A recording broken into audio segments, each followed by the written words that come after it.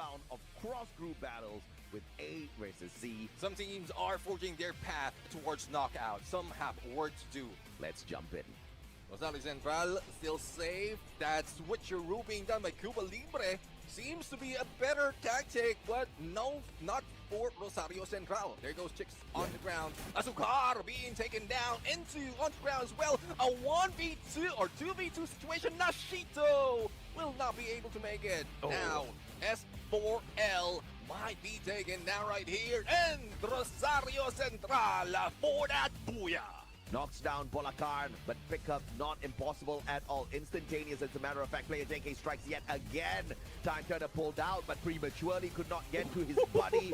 And Kulata will not be picked up. David 444 drops the ball. Mabi finally shows up. Novatos drop. Again, it is Bolacan with the Winchester. Danny left all alone on the side of Novatos. And T-Rex. My goodness. Skabeberu, level 3 on the Winchester, looking for Supremo. Joko runs past him. Caught out by Kakaroto, and that is the 10th elimination. Mabi and Kakaroto just setting up the perfect firing squad. SNPT getting into the final circle, but Novatos walks away. We are now left with a 3v3 at least for the time being. Dragon pick right back up. The numbers advantage to 5 stars against Shinigamis.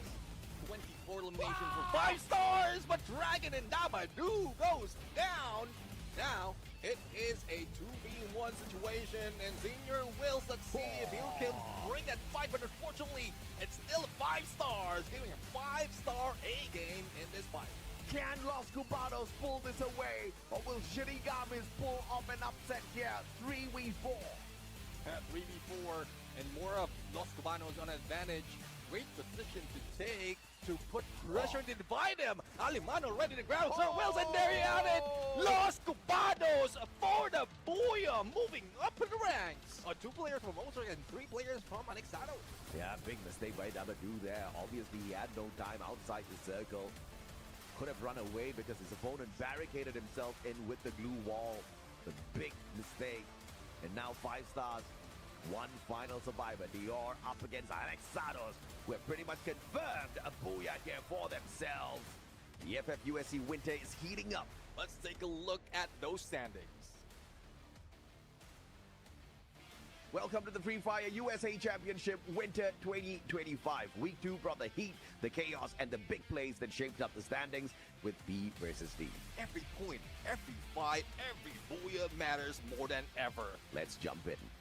No eliminations in hand just yet. Pulls out the sight. Time Turner as well. Bolacan trying to go in for the M590. Shut down, and he finds exactly that, ending the run of Fox Gaming. Yeah, Fox Gaming out despite of how aggressive they are. And Red Eagle, well, being second place, this is a huge jump from what they have been performing so far. But what can they do against T-Rex? None. And T-Rex grabs the first booyah of this day. I mean, true survivors they are. Fox Gaming really stepped it up this time around. Yeah, definitely. I mean, we've seen that from yesterday. We're seeing it even more. Well, let's see on how well Red can survive this. The previous top 2. Still the same team, but the only difference is Red Eagle has more player to have, but unfortunately not even an inch against T-Rex. Oh, player JK! Police Sports taken out, and T-Rex claims their lives one after the other. Novatos, barely any bit of survival capability here with just a single player, and T-Rex looking to dominate the lobby once again. Now only 2 more left on the side of Blue. Blue has done well to survive up to this point. Bolacan with the jump shots. M590 will not find them, but Darius Ego with the nade from afar gets it. M590 final clip. And T-Rex pulls the triple, dominating. Yeah, there's one thing. I mean, the Tatsuya refresh is really working well with Nick. After that Rebel rush, he goes for a knockdown and do it once again. And let's see, D7 full squad white already on the ground. Tambris doing it once again. They do have 2 booyahs already to their name. This might be the 3rd. Unless E7 makes a miracle. But it seems White Long, even Jeff HDP, will not be able to make this work.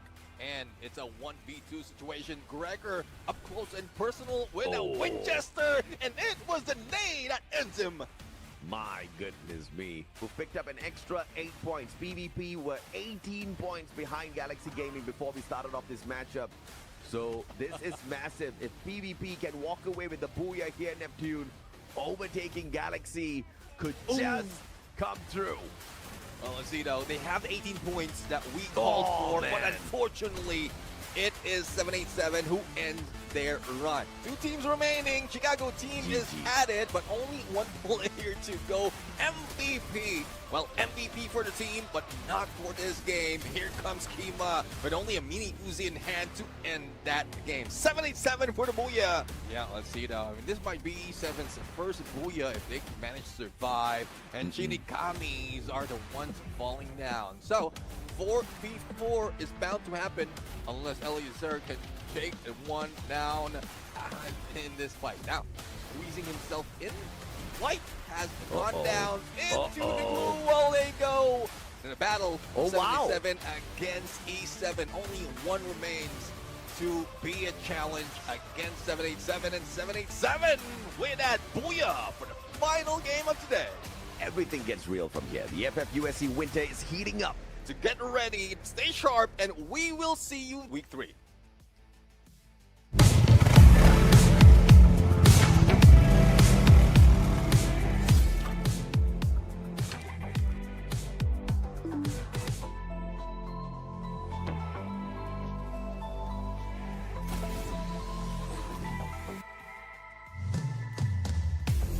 Couldn't ever face this alone. Keep my head up and breathing low. Put my heart with the ones I know, yeah. Cause I got the bass turned up loud, and the best that I know around. Fire that we can't live without, yeah. I can't lie, I'm burning white, but my own mind needs you inside. I feel this time it's on tonight, but wishing I'm not seeing light. And if I'm right, I've seen the signs. Seems like there's no more lonely nights, no. Then I guess I know that I'm feeling the fire. I can see nothing in our way when we're catching on fire. When we're both here taking the day, are you ready for fire? Cause it seems we're on the same flame, and I feel this heat in the space. Then I guess I know that I'm feeling the. My brothers do the right thing, tapping on the floor. I can't lie, I'm burning white, but my own mind needs you inside. I feel this time it's on tonight, but wishing I'm not seeing light. And if I'm right, I've seen the signs. Seems like there's no more lonely nights, no. Then I guess I know that I'm feeling the fire. When I'm catching on fire. Watch the clouds break apart. Are we going back to the start? Going back to the start, yeah. But I'm feeling the fire up in my heart. Don't you think that we're ready for another part? Cause I know that we're really too far from the start. Cause I know that we're really too far from the start. But I'm feeling the fire up in my heart. Don't you think that we're ready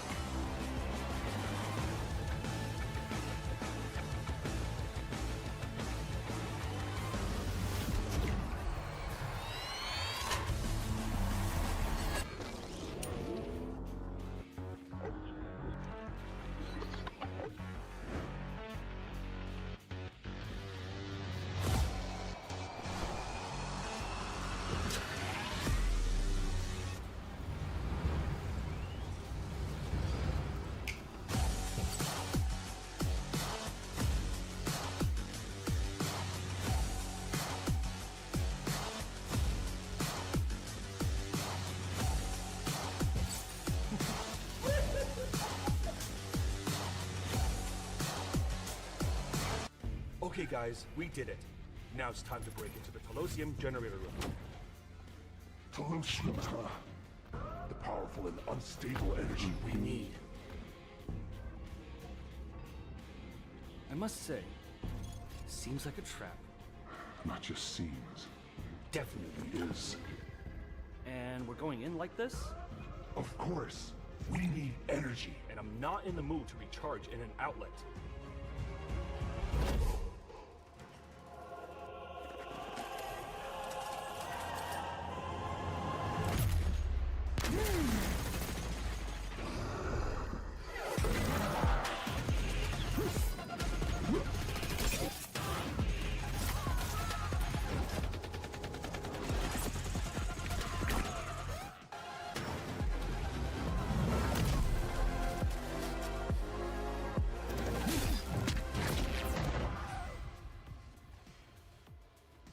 Well done.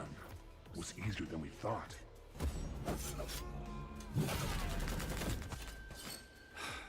Every time you open your mouth, something bad happens.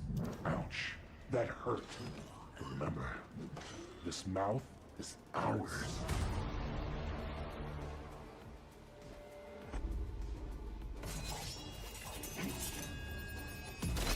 Do you know who the cowboy is? Not a clue. In any case, we agree that he deserves our best treatment. Right?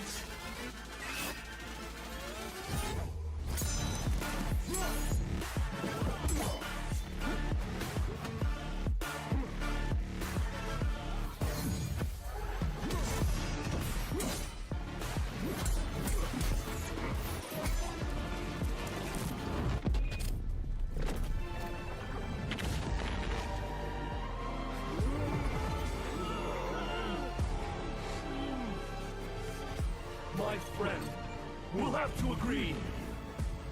You gave us the best gift of all!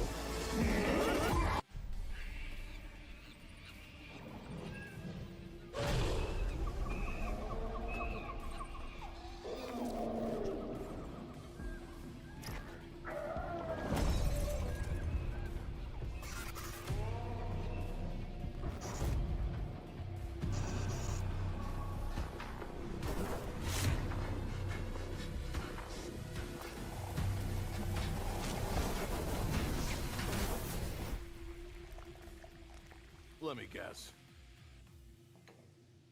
Another night of bad dreams? Worse. Bad memories.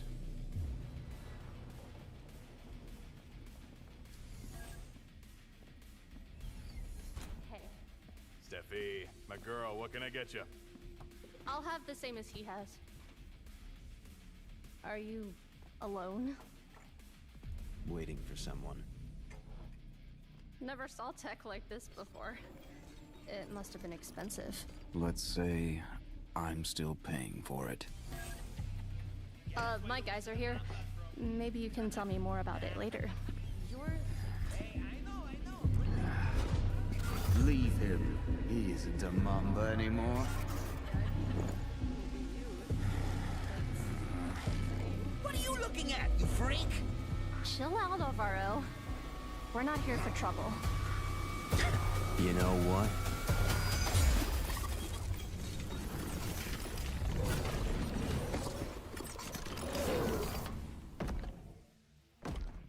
I might want some trouble.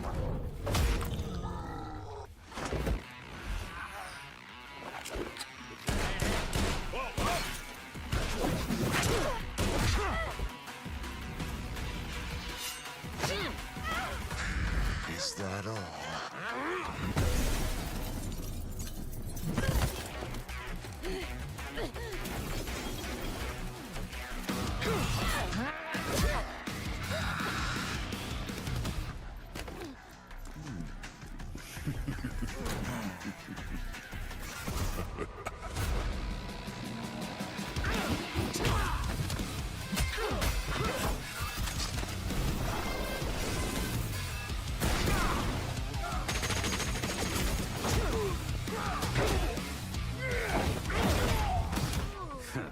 A bad penny always turns up.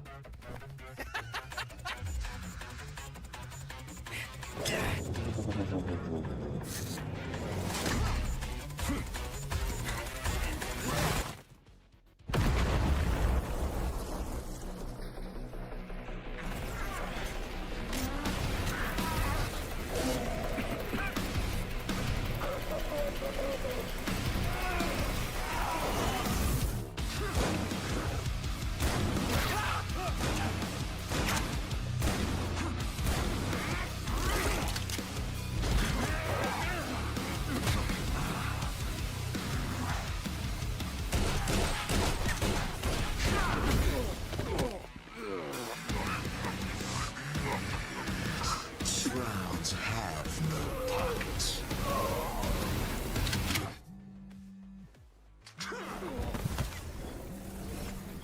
Hi, Sonia. Orion, you were supposed to go back. Leave this place right now. Sorry for the mess. Keep the change. Just refresh my mind. Why should I get in the middle of this mess? You owe us a favor. It seems more like a never-ending debt with the Mambas. By the way, you're looking terrible. We're fine compared to the rest of the platoon. We need to know who this guy is. All right, better get started.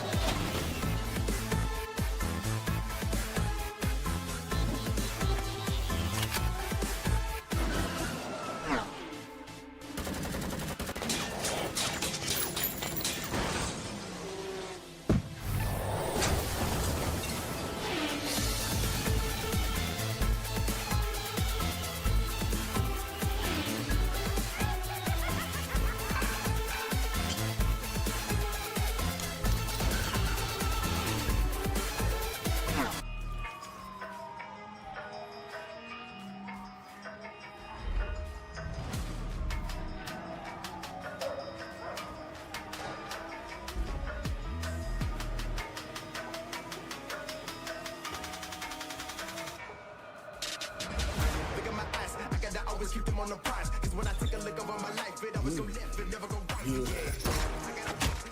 Yeah. You stole Lupe. Lupe? For you, stupid, it's Guadalupe. Lupe! What'd they do to you, girl? Shh. Huh?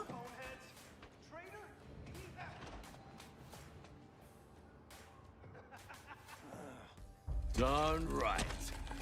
And a traitor doesn't deserve such a pretty face. Whatever. Just shut it. Why? You're not enjoying a little tete-a-tete?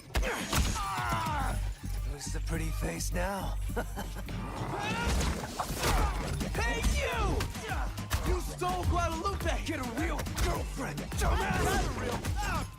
screw you! I had to sprint all over town for my deliveries. I'm no thief. I just borrowed your ride for a job!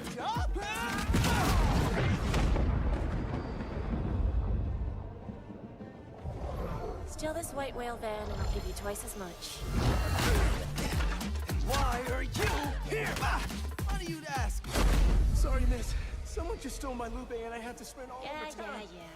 Noodles won't get you out of the city, you know. If you want real cash, work for me. I know a loser could use some help. A loser? Come on, can't you stop wasting your life with these dirty jobs? When you stop acting like your crooked dad! He was your father too, Tatsuya. Oh, was he?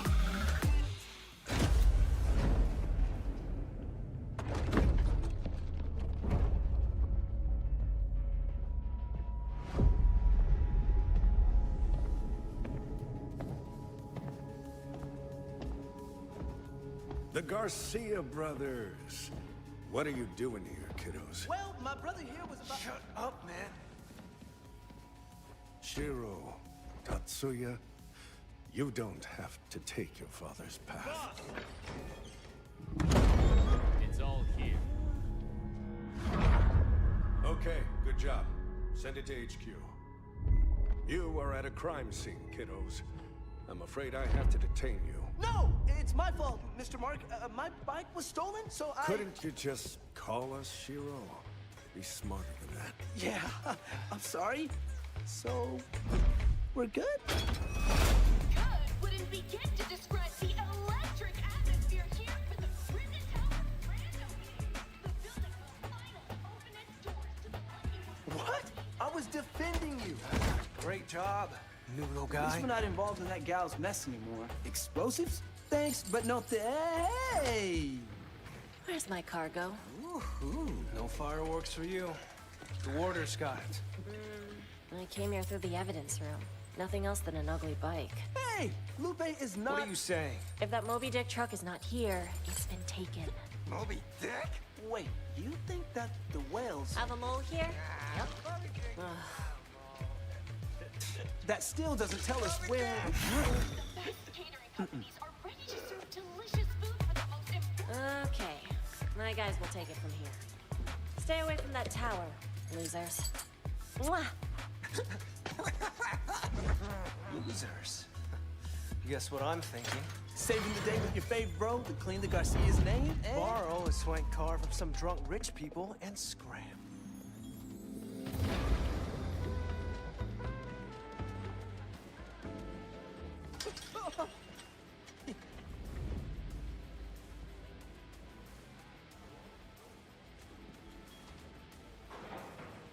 Man, rich people can't hold their liquor.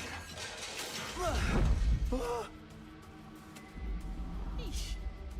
Okay, let's beat it. Beat it? With all these people in the building? That is the idea. Yes. Mr. Mark, sir, it's great you're here. He's the crook, stupid. Crook? No. I'm a supplier. I bring chaos, and then I provide order. Full circle, see? We won't let you do this! Your father said the same. Keep my friends close, but my enemies close. Thought we were family. Now I see that I can't trust nobody in this world. Name it, I get nowhere. My life is so I gotta go get this money. You wanna go get high? But I wanna see you try. And I lost focus, but now I'm back. Gotta tell the story. My heart is racing, it's like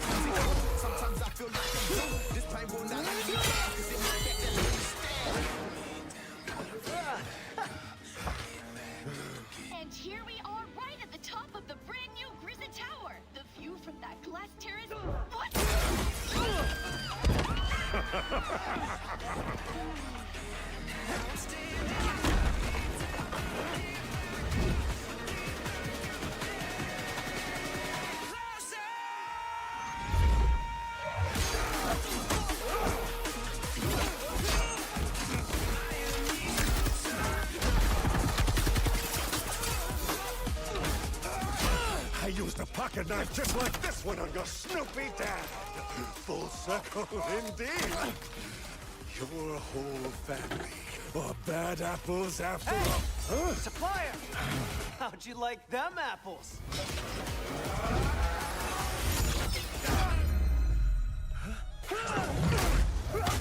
Friends close, but my enemies closer.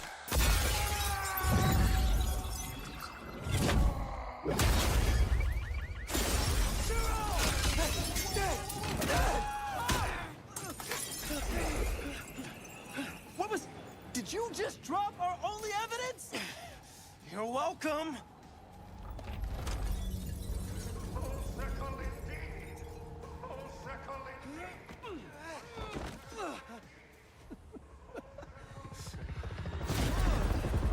You two suck at following orders, but I guess losers was a bit hard. Need a ride? Thanks, miss, but I think my bro and I need to... Tatsuya? Tatsuya?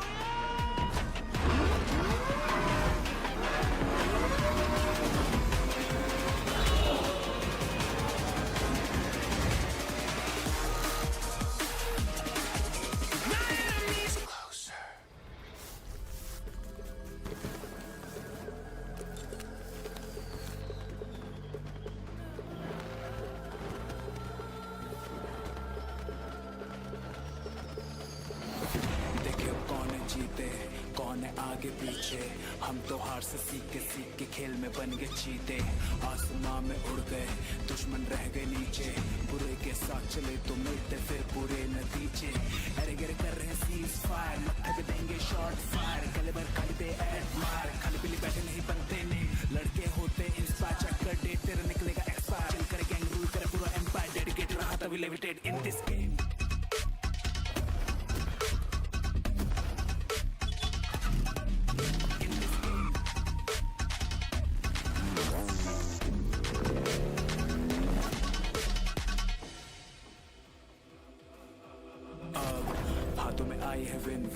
बोना भी रहे हैं दिन गिन उत्तर से लेके पश्चिम पूर्व से स्क्वाड पहुंची है दक्षिण हर जगह मचेगा शोर हमसे भिड़ेगा बचेगा कौन जोन में खड़े अलोन गैंग मेरी बहुत हार्ड ना क्लोन यहाँ हम हुए पसीने में तरबतर एनिमीज जाने छुप गए किधर हार की वजह है इनका डर हम तो जीत के जाएंगे जीत के जाएंगे अपने घर ना करो चिंता रखो सबर छोड़ी ना हमने भी कोई कसर अपनी भी अलग ही वाइब है निकला सफर में सबका है गोल खुशी हम बांटे सोल टू सोल रुक भी नहीं सकते ये लंबी दौड़ मेरे लोग साथ मेरे मुश्किल मोड़ कहते हैं ओजी इन दिस गेम विक्ट्री के साथ सारे करे celebrate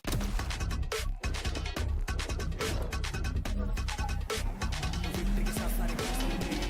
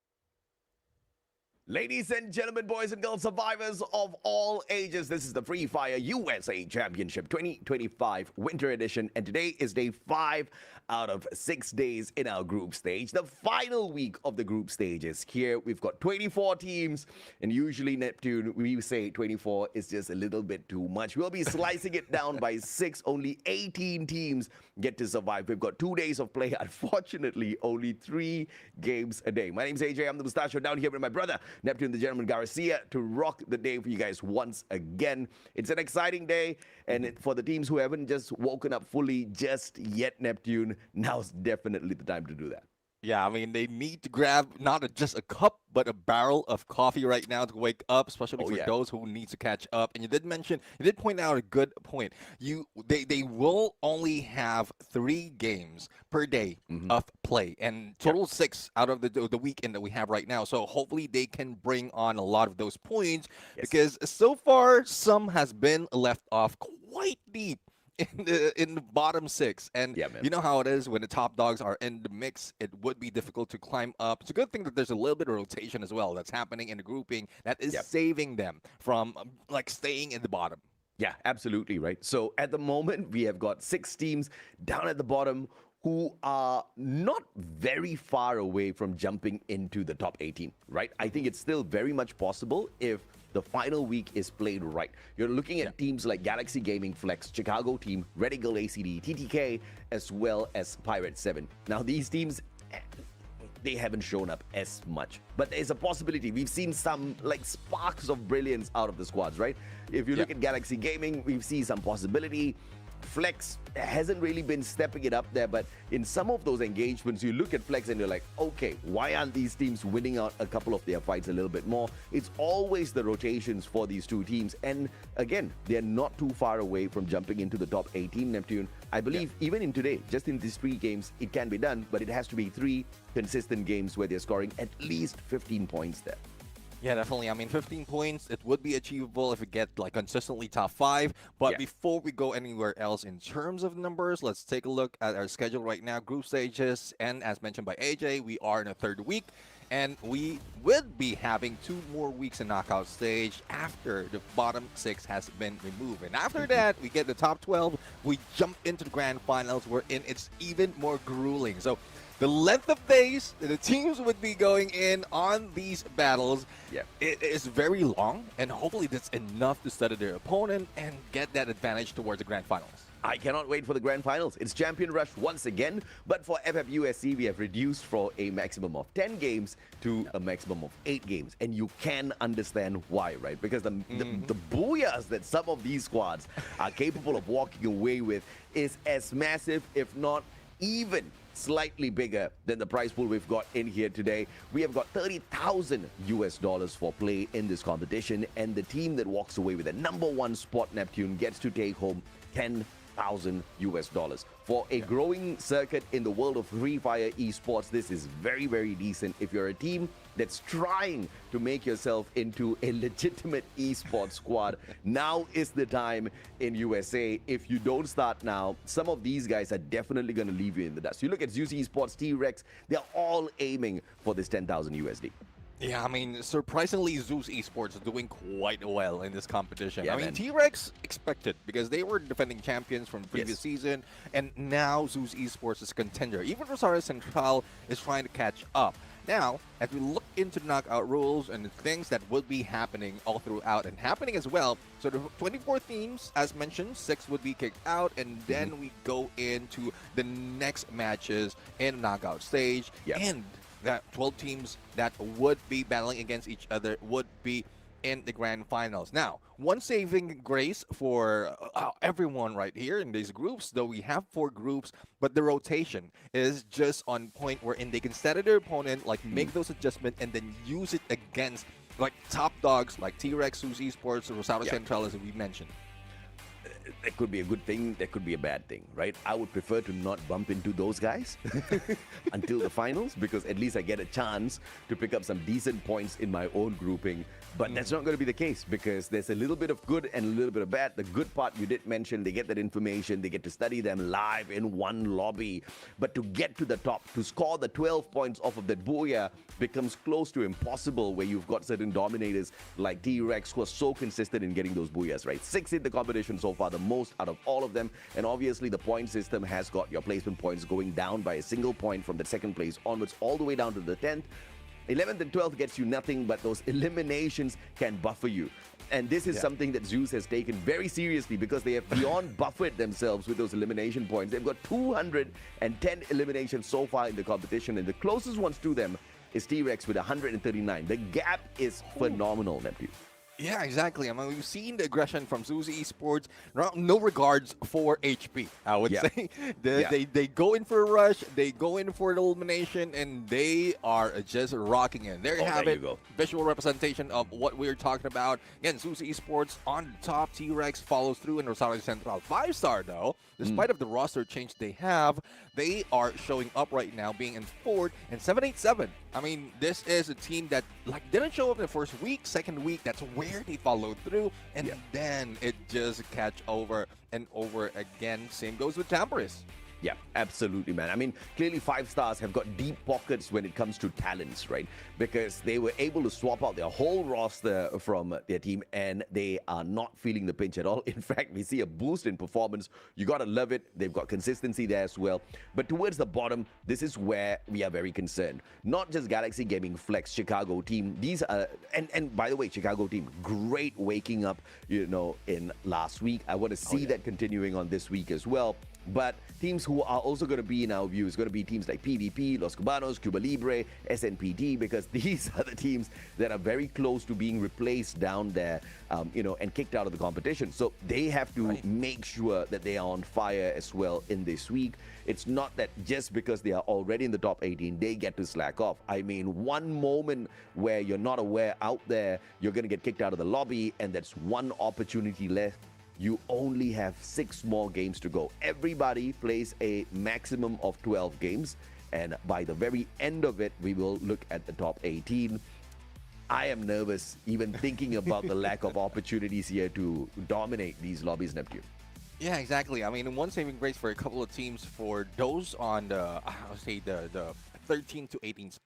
Mm-hmm. Yeah.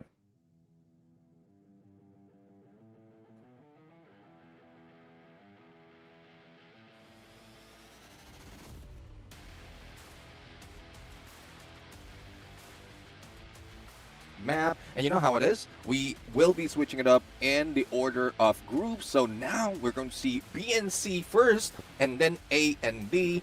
So B and C would be starting it off in Bermuda, Solara, Nextera, and then A and D would be jumping into Kalahari, Purgatory, and Alpine. And by tomorrow, it would just be a switch up of the maps. Oh yeah, man. I mean, look down there, guys. If you did not realize time is running out, at least that graphic can help you out. 3 weeks of the group stage, and we are on our final leg. 3 games a day. You have to make the best of it. You cannot mess it up. You can't wait to recover tomorrow if you drop it today. If you drop it today, that's it. The ship has sailed. Tomorrow, somebody else might be trying to steal your spot, right? Because everybody is hungry. But of course, some of the teams who are at the top, I guess they don't really need to worry about getting that booyah or getting those points anymore, Neptune, because it really doesn't matter where you sit in the top 18 at the end of the day, as long as you're in the top 18.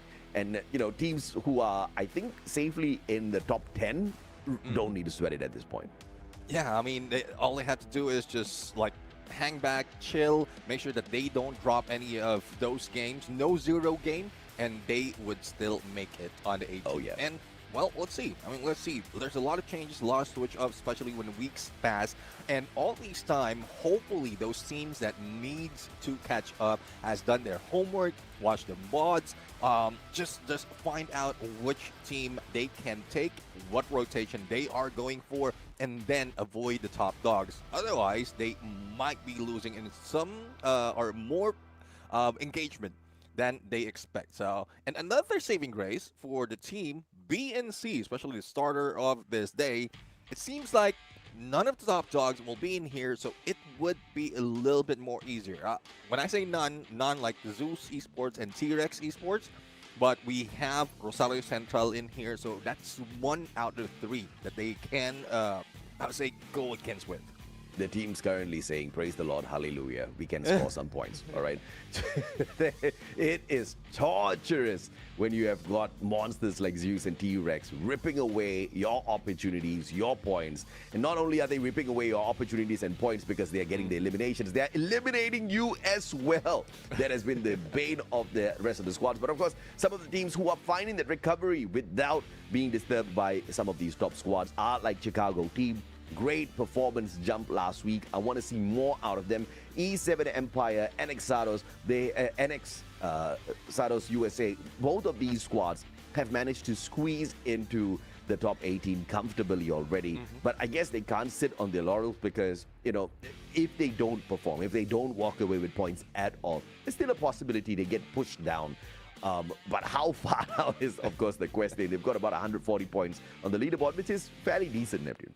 Yeah, I mean, well, let's see though if they'll be able to at least move themselves up and not push down. Blue and Cold though, they are very close to the 12th spot, and hopefully like one game would turn it around. It's very, very close for the ones above them, which is Novados, and the only unfortunate thing is they are part of this group, so they will need to do even more or even better than them. Now, one team that surprised us, and I guess it's because of the week's rest that they have, as well as their study of their opponents, is Fox Gaming. And they're doing quite well. Only one Booyah, though, but they managed to catch up with the rest of the team, especially from Group D, which is Ozark Esports, who was doing quite well when they were in their groupings, but Fox Gaming, like, didn't even matter if, like, who's going against them. They are just rocking it with elimination. Yeah, I mean, steady top 4 finishes and very rarely disappearing from the map. You got to respect Fox Gaming. You've got Rosario Central as well as Novatos in there, both doing very well in week 2 with the Booyahs as well as high elimination games, right? And proving they can out-rotate as well as fight most of the monsters in Group A. And that's something very impressive. So Novatos as well as Rosario Central, I don't think we really need to sweat it about these squads. They are they're definitely well on their way to find the qualification into our knockout stage. Of course, Rosario Central more than Novatos. Novatos is currently at the 12th spot. 2 Booyahs to their name. The most number of Booyahs somewhere down there at the bottom. The surprising thing is they haven't been able to find a lot of dominating matches out there, right? They are not one of the high eliminating squads, although they are decent. That's something that I want to see repaired today, Neptune. We can see they're good with their rotation, but in some of these team fights, can they now start dominating like the top squad? Because if you can't, then running away with the championship is going to be fairly difficult for Novatos. Yeah, for Novatos, I mean, they did fairly well in the first week when they are going against C&D, and I guess this is something that they, like, the adjustment has been made, but in the wrong direction.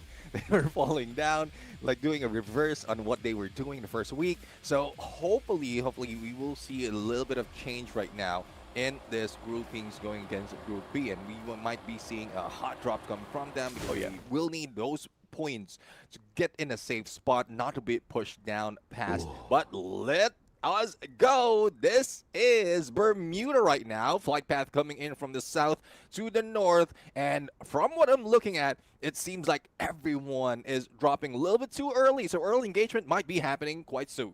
No doubt at all. And this is the kind of explosive start you can definitely expect here in FFUSC.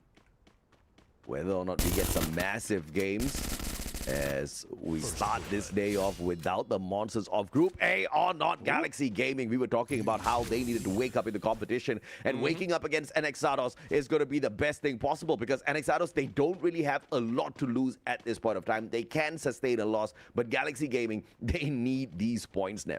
Now let's see if they can bring themselves to the stars right now. 1 point already, but not so much of contention in Mars Electric.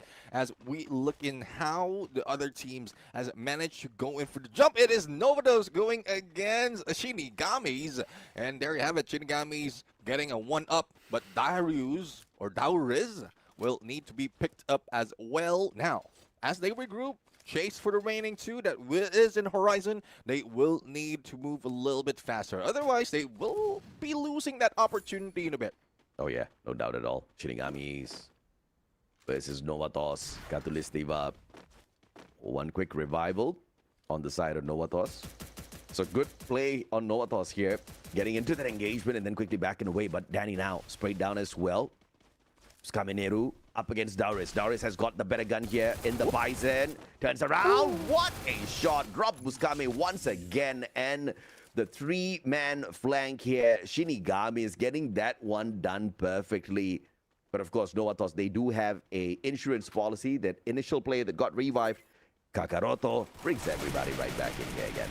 Yeah, I mean, that is what we want to see. Just survivability in here, and especially they save up all those cash for revive. For Galaxy, well, it's quite far for revive right now. They met up with Red Eagle ACD, and they will be moving away. Now, the only question is, will they be able to move as a group, or will one be left out? Gui Gui, well, I guess he decided to go back with the rest of the team, move a little bit closer to the next phase of the circle, and then that's when they can regroup. But for a Chicago team, they have lost one of the players, Jose right now, taking eyes on Cold, but I don't think they will be going for that engagement. They would need to be safe, and this is what we want to see for the team. Jose with a vehicle, they might go for a revive first, but unfortunately, they have left Ocasio in this fight. So, very unfortunate going for one revive and then losing one. Hopefully, they can go as a group next time. Chicago team. At least they've got one elimination already, so they are not in here to just survive. They're looking for those numbers as well. They got to be careful because that one didn't come free. Came with a price tag. Their own member. And Ocasio found as well. So Cold having a great start here for themselves. Blue as well as Novatos on that revival. Will not be able to catch a breath at all because now coming across Blue, who are farming those points on them easily and on the hunt as well for the next player. Let's see if they can find a next player.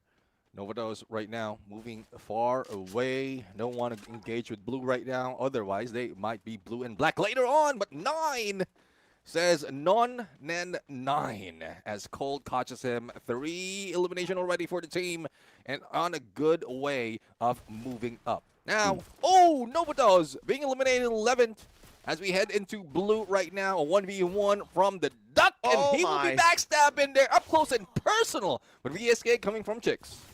This time turner is so super clutch in the meta of Narrow, man. I mean, no dual walls, no problem. I've got the time turner, but what Rosario Central does not have is a breath to catch. FAQ, the final player in here, but the man is super rich, brings his buddies right back in as they get slain out there. Blue, 4 points already in terms of eliminations. As we now spot out Anexados rotating straight into the Shinigamis who have the better position. Oh, let's see. Anexados, ex-king, well, dethroned at the moment. Brian right now, nice. M590 goes in for the push and still unable to make it. And you did mention about Time Turner being clutch. It seems like there's a chance for them to go for the clutch. But the glue wall stops them from moving forward. And Brian Chino King has been taken out. Even Joaquin doesn't make it. Anexados eliminated on 10. Shinigamis really couldn't give fucking much to do out there.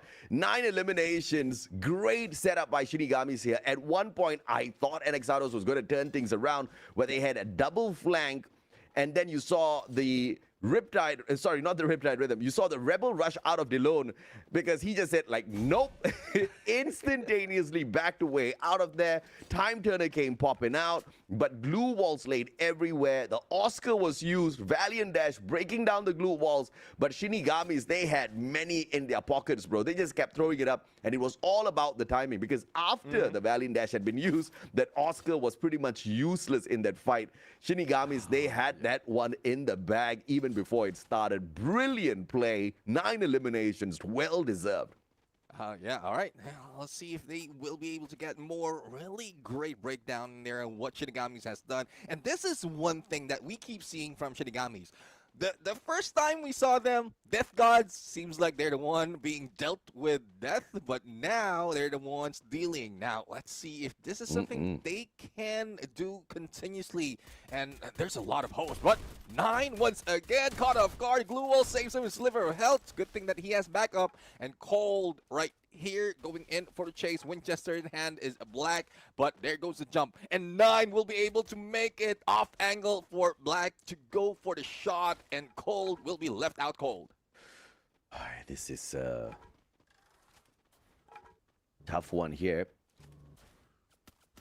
Let's see if or not the boys will be able to get out of this situation. Nep.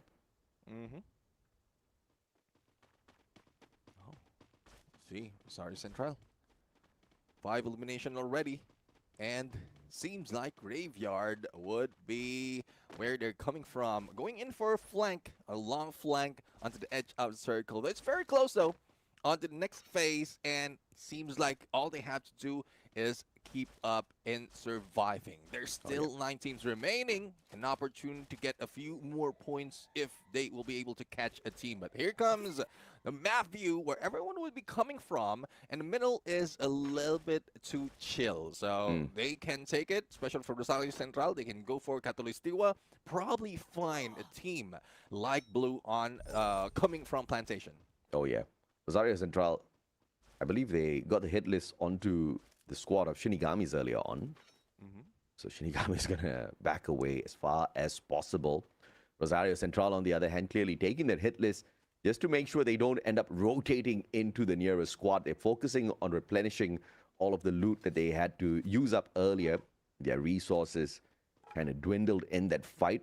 Lots of glue walls used up against NXados USA. So brilliant play here once again on the side of Shinigamis in terms of strategy. Chicago, on the other hand, finding Peliro. Oh! And Domi will be able to get a double tag here and gets the guy dropped out on the outer side here. But the rest of the team of E7 backing away, not going in here for the rechal because they are prioritizing the revival. They do have a vending machine that they sit on, so this should not be tough at all.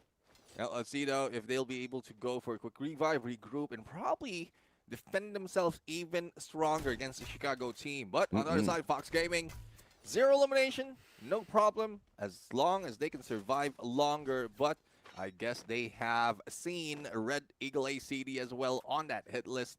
So let's see if they'll be able to go in for that rush. Or... otherwise, just wait it out, because there's only a few seconds remaining before the second to the third phase closes in, and then that's when the next phase would be shown. Yeah, Red. I wonder if it's Red Reyes or Red Eyes. AWM in hand, Choco could not get away. Beautiful play by Reyes. Oh, swap out. How in the world did he get right back up? My goodness me. He did not see that one coming, and he's all alone. Bye-bye, AWM. Red Eagle, they dropped the ball big time there.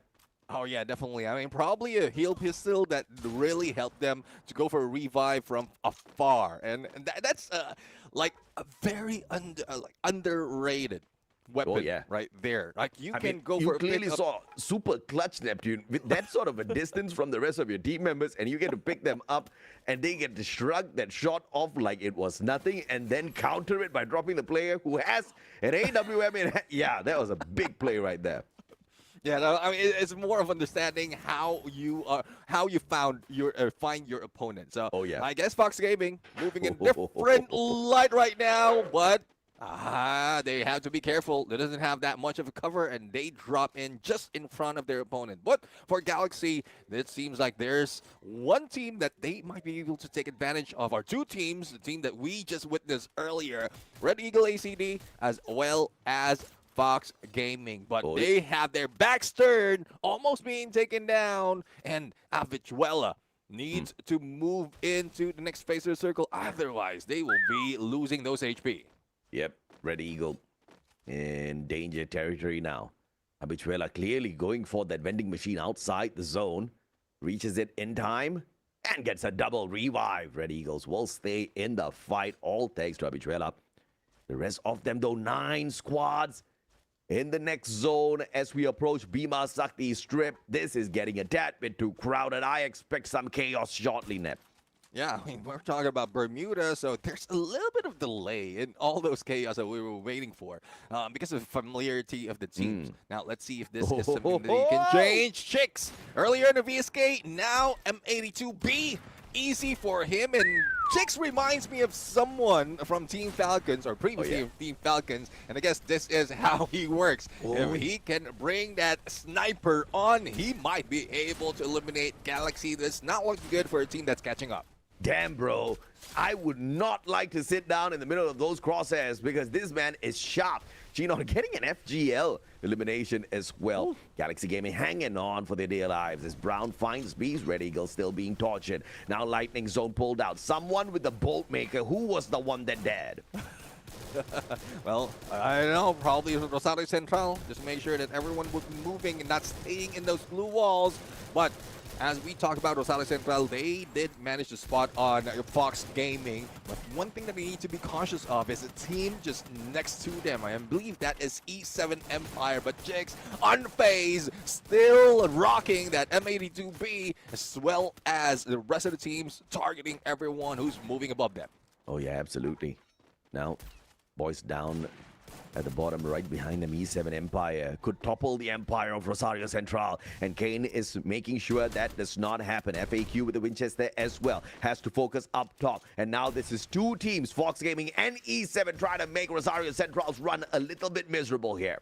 Oh, let's see. I mean, Fox Gaming does have Garena on them, so it would be tough to go against Garena, literally, but Rosario Central right now barricaded themselves on that rooftop. No way in for Fox Gaming, so they back away. But they do have a little bit of natural, I would say, industrial cover. But it is Fox Gaming, Yaroa, who might be able to make that shot, but no! There goes the shot from Rosario Central once again, and he was in a little bit of safe spot. There you go, healing gun, and Fox Gaming is using it quite well. Oh, that was close, bro. He was so lucky no one from Rosario Central took that shot. And the timing on the glue wall on the landing was just a tad bit slow, but got really lucky. Nobody spotted him out. That beautiful opportunity. Shinigami's though fighting one off of Chicago team. Dobby's down. Fox Gaming now with the push. Going in for the backstab, and E7 will have to deal with them, giving Rosario Central a huge opportunity to take pot shots as the third party from afar. Lightning Zone called out once again, and as expected, Rosario Central sneaking away the points off of Fox Gaming. But unfortunately, the front line of Rosario Central is slowly falling down. FAQ already on the ground. Yaroa, on the other hand, still managed to survive, but not for long. And there goes Fox Gaming out in 8th place. Galaxy, though, still alive and kicking, doing some number on E7 Empire. Though they have lost one player, at least they can survive. Get all those points from elimination as well as placement, but they do need to move because the next phase of the circle is quite far from them. Not a doubt at all. Galaxy Gaming are going all out here. This is what's needed off of them here now, Neptune. And this brilliant opportunity might just serve up that booyah if they can keep this up. Yeah, let's see. They can keep this up. Chicago team right now, eliminated in 6. Now, as we get into the final circle, it's more of grabbing possession, but Elizer doesn't matter where he is, where the opponent would be running. He would be on point, whether it's VSK or the Car 98. He has that in the bag. And for Shinigami's 12 teams remaining, seems like they're not slowing down. No, Shinigami is not slowing down at all. They know that They are well in the top 18, but they just want to guarantee this spot here for themselves. Cold, one of those squads that definitely need to step it up, and they're doing exactly that out there on the battlefield in the 13th spot at the moment. But X-Kane with a massive nade onto the Galaxy player, taking one out of the equation, looking for more. And Galaxy Gaming will get exactly that. Shix, though, fortunately, will nade himself. Easy pickup. Thankfully, his buddy was right behind him. Yeah, that's one thing. I mean, once the blue is closing in, you throw that grenade, and as you try to get near to the next phase of the zone, you will be hit by that area effect, or the AoE, from your nade. Now, let's see though. Shinigami's getting in position, but they are far from next shift up the circle. It's more of Cold who have that advantage, and Rosario Central as well. So let's see who moves first and who goes for the backstab. Seems like there goes Chix once again on the roll. Hopefully not distracted, not to see Shinigamis coming from behind. Rosario Central. One booyah in here so far. Looking for another. Is it going to be possible, though? Shinigami's looking a tad bit stronger. Great time turner pulled out. And that backstab, super cold. And it's not even up against the cold squad just yet. Shinigami's 4v2 should be able to guarantee this booyah here for themselves. Flank around from Darius. M590 in hand. Glue wall melters all laid out. Wa down. Black is next. And Shinigami scored the first booyah of the day. Yeah, I mean, I can say this looks like an easy booyah coming from Shinigamis, but you've seen it is tough. One good thing, though, they are stronger this time around, and they will be getting their first booyah out of this competition. So I'm really loving this turnaround being done by Shinigami team. You can say that again, Neptune. The first booyah for Shinigamis. And it was one that looked like it barely needed them to try, right? Smooth plays, many highlight plays off of Shinigamis, especially up against Anexados USA, where they went in there for the attack. Shinigamis just cool, calm, collected, sat that one out. We saw how DeLone with the Tatsuya very quickly ran out of a 2v1 deadly situation, pulled up those perfectly timed glue walls, and then called in for backup. The rest of them just smashing them down to the ground. Eliza as well as Darius stepping it up in that fight as well. And we saw that continue all the way in to the final parts of the game until they collected their first booyah of the competition here in the group stage. And not bad at all when it comes to the eliminations. A total of 16 plus the booyah gives them decent enough points to launch themselves up towards the top. Yeah, definitely. I mean, now that we're looking at the replay at the final moment, I mean, Shinigami's just was just that smart. Because I didn't mention that Rosario Central needs to watch their back in there. Otherwise, Shinigami's will be able to catch him. But the Shinigami's moved quite fast. I mean, like even us, we didn't recognize that they will be moving that well. And we thought that Rosario Central might be able to fight back that easily. But it doesn't matter. It seems like Shinigamis know what they're doing right now, and all they have to do is do it for the remaining 2 maps, and they would be in a good spot. Yeah, very impressive mechanical plays off of Shinigamis as well. You see those jump shots, you see the very constant moving around on the battlefield, trying to make sure nobody snaps on their aim to them. And Sir Wills was one of the best out there when it came to looking for the eliminations. Even if he wasn't getting those eliminations, he was still getting those tags in, assisting the rest of his team members. The one with the Valiant Dash, the one who's a walking tank assist. All right, so this guy can pick his team members up. He can break down these glue walls to go in there for the mad rush. He's got the J-beams as well as Ford on him for a little bit of extra defense as well as recovery. So it's an all-rounder support aggressor. I don't know, man. He just gets the job done. Hi, definitely. I mean, that is one thing that they might have spent so much time in formulating. I mean, how can you go in as like a rusher as well as support? And we've seen that so much on the other teams, especially in the other region. But now seeing that from USA, I am loving how they are adapting. But let's take a look. Take a peek on the match standings right now. We have 16 elimination plus 12 rank points from Shinigamis. And Rosario Central, well, not far behind. They did put so much of fight, getting all those eliminations, especially with Chix and the snipes. But it seems like that booyah is still out of sight from them. Yeah, absolutely. Novatos this time, though, crashing down at the bottom. Just a single point. They managed to pull away here for themselves. But Galaxy Gaming, this was the big question. Can they get themselves into the top 18? They were in the 19th spot earlier. Little by little, hustling their way up to the top, and this should be able to give them exactly that, but they cannot slack off. 2 more opportunities and they have to grab it. We talked about getting a 15-point minimum per game. They hit 14. I'm not going to be hard on them. I think that's honestly, you only need 10 points off one game. I'm just setting the bar up slightly higher. So these guys are definitely getting past that, right? You've got Blue in here as well, one of those teams who might just be in trouble if they don't keep up their pace in the competition, managing to pick up a 13 here for themselves as well, which is great. Chicago team with the 8. As long as there are points, I'm not going to complain, man. Yeah, I mean, as long as they're bringing points, and we've seen earlier in the overall standings that there are a few teams that would have a better fighting chance right here. The only difference, though, compared to the other competition is instead of the full 6 matches, they only have 3 for today. So they really need to bring it on every match. Imagine one weekend, and it seems like you're just fighting for one specific day. So that would be tough for those teams. Yeah, I mean, it's definitely tough for the teams. At the end of the day, we have got 4 groups, and we have got only 18 games for you to play. Of course, a couple of teams actually missed out on their matches, so they have less than 18 games played so far. But, you know, you snooze, you lose, you don't get those points.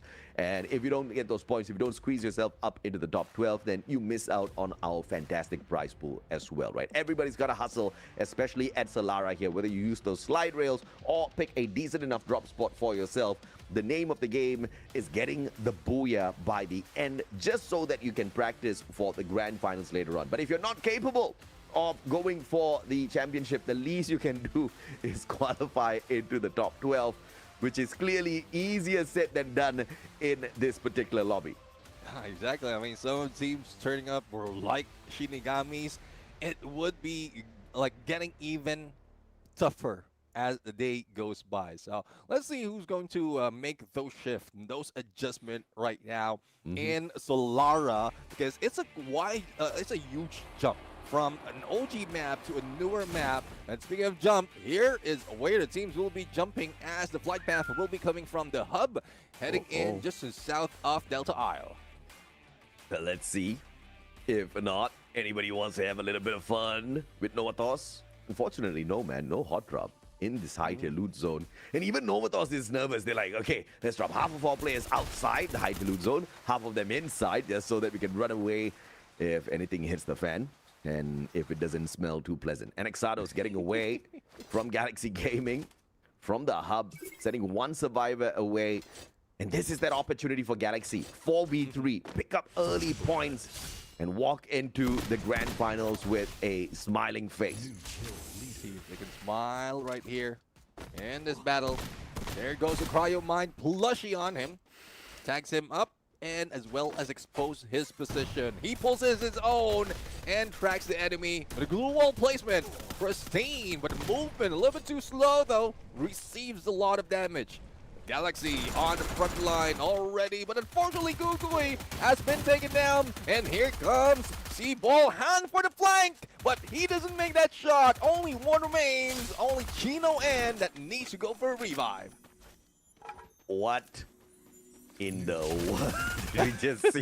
Man, that was a big miss here from the side of Galaxy Gaming. 4v3 trickling in one after the other like some Bollywood movie. You know the heroes in these Indian movies, they never fight the whole gang at the same time. And I've always asked myself, why? So it seems like there's a code of honor, all right? So when you are in actual combat, you're never supposed to gang up on someone. You're always supposed to go one-on-one. So now the Indian movies make so much sense. But in the world of Free Fire, it still does not make any sense, all right? So they could have played that one so much better. But thanks for the fact that Chino has got a few coins. He brings Gui Gui Bot back as an insurance policy, and he needs to continuously hunt for more coins out there. And that's tough. I mean, don't spend that much time looting up, even with those coins, or missing out on all those coins. It would be difficult if you go against an opponent and needs for a revive. And you know how risky it is with those revive platforms. It just exposes your position. Even the slide rails expose your position. So there's little no chance that that team would not be seeing you. But Rosario Central, from Windmill, they land. And now they are in battle. Chicks almost being shot. But with your P90 from Winchester, the backstab. Coming from Kakaroto. Didn't expect that coming. Nope. What a play, man. Came flying out from the corner. M590 gets the job done. Shinigamis up against Fox. Lightning zone called out.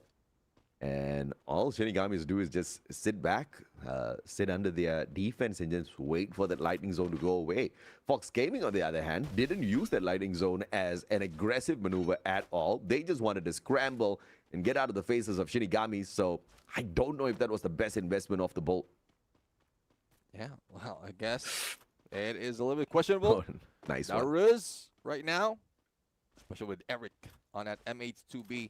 And I'm loving that, like, even in the off meta, M82B is still showing up on our screen. Camo, 120 FPS, a little too quick on that time turner, as well as a Trovcon with a sliver of health, even less than 50. But unfortunately, here comes backup. Otaku down once again. 1v1 of Max 7, but unfortunately, Menor goes for a major damage, and they would be taken down. Now, as we switch over to Fox Gaming, no contention just yet. Probably a few chips in the HP, but doesn't matter for them. That's a brilliant play up against 787 Esport, because 787 is no chump squad, man. They should be able to flatten anyone they meet out there. So Fox Gaming took that fight up against them in the most brilliant way possible. Eliza looking for that flank. Sees nobody just yet. Shinigamis on the side, hunting down Cold. Wow, spotted. Oh, AWM. Eliza, one mistake here could put him down. Great glue wall. 140 HP left time turner and the jump pad as well. Oh, no jump pad. Man just went up the stairs here. Riptide Rhythm breaking down the defenses. 2v1. Bye-bye, Wah. I mean, Wah right there being taken down. Well, Shinigami's showing up too confident in those fights. And hopefully they don't meet up with a team that's also that confident. Otherwise, like, they will be losing out. But I'm loving the position that Shinigamis is taking right now. Now, the 1-3 split that we often see do, it's either on defense or on offense. They can make that work. And especially if you need to go for a revive or have that insurance policy. But for Rosario Central, it seems like Chicago team is trying to go for that insurance as well, leaving one to jump away from the engagement. But N2 right now would need to be picked up. There goes the Rebel Rush, but unfortunately, it is Chicks who caught them off guard from downtown, and it seems like there's a little damage that can be done onto Rosario Central, but no! The sight would bring them down. Come on, Chicago! But of course, Chicks just a little bit too lethal from afar. None of the players able to pick themselves up here. No Riser line in play. Double kill. And Rosario Central will be able to pick up the players. Domi too far away for the finisher. And instead he gets finished off. How unfortunate for Chicago. That was a massive, massive counterattack for them. If Domi had fully committed, I have no doubts whatsoever, Chicago would have flattened Rosario Central and possibly set themselves up for a brilliant booyah as well. I am so upset right now.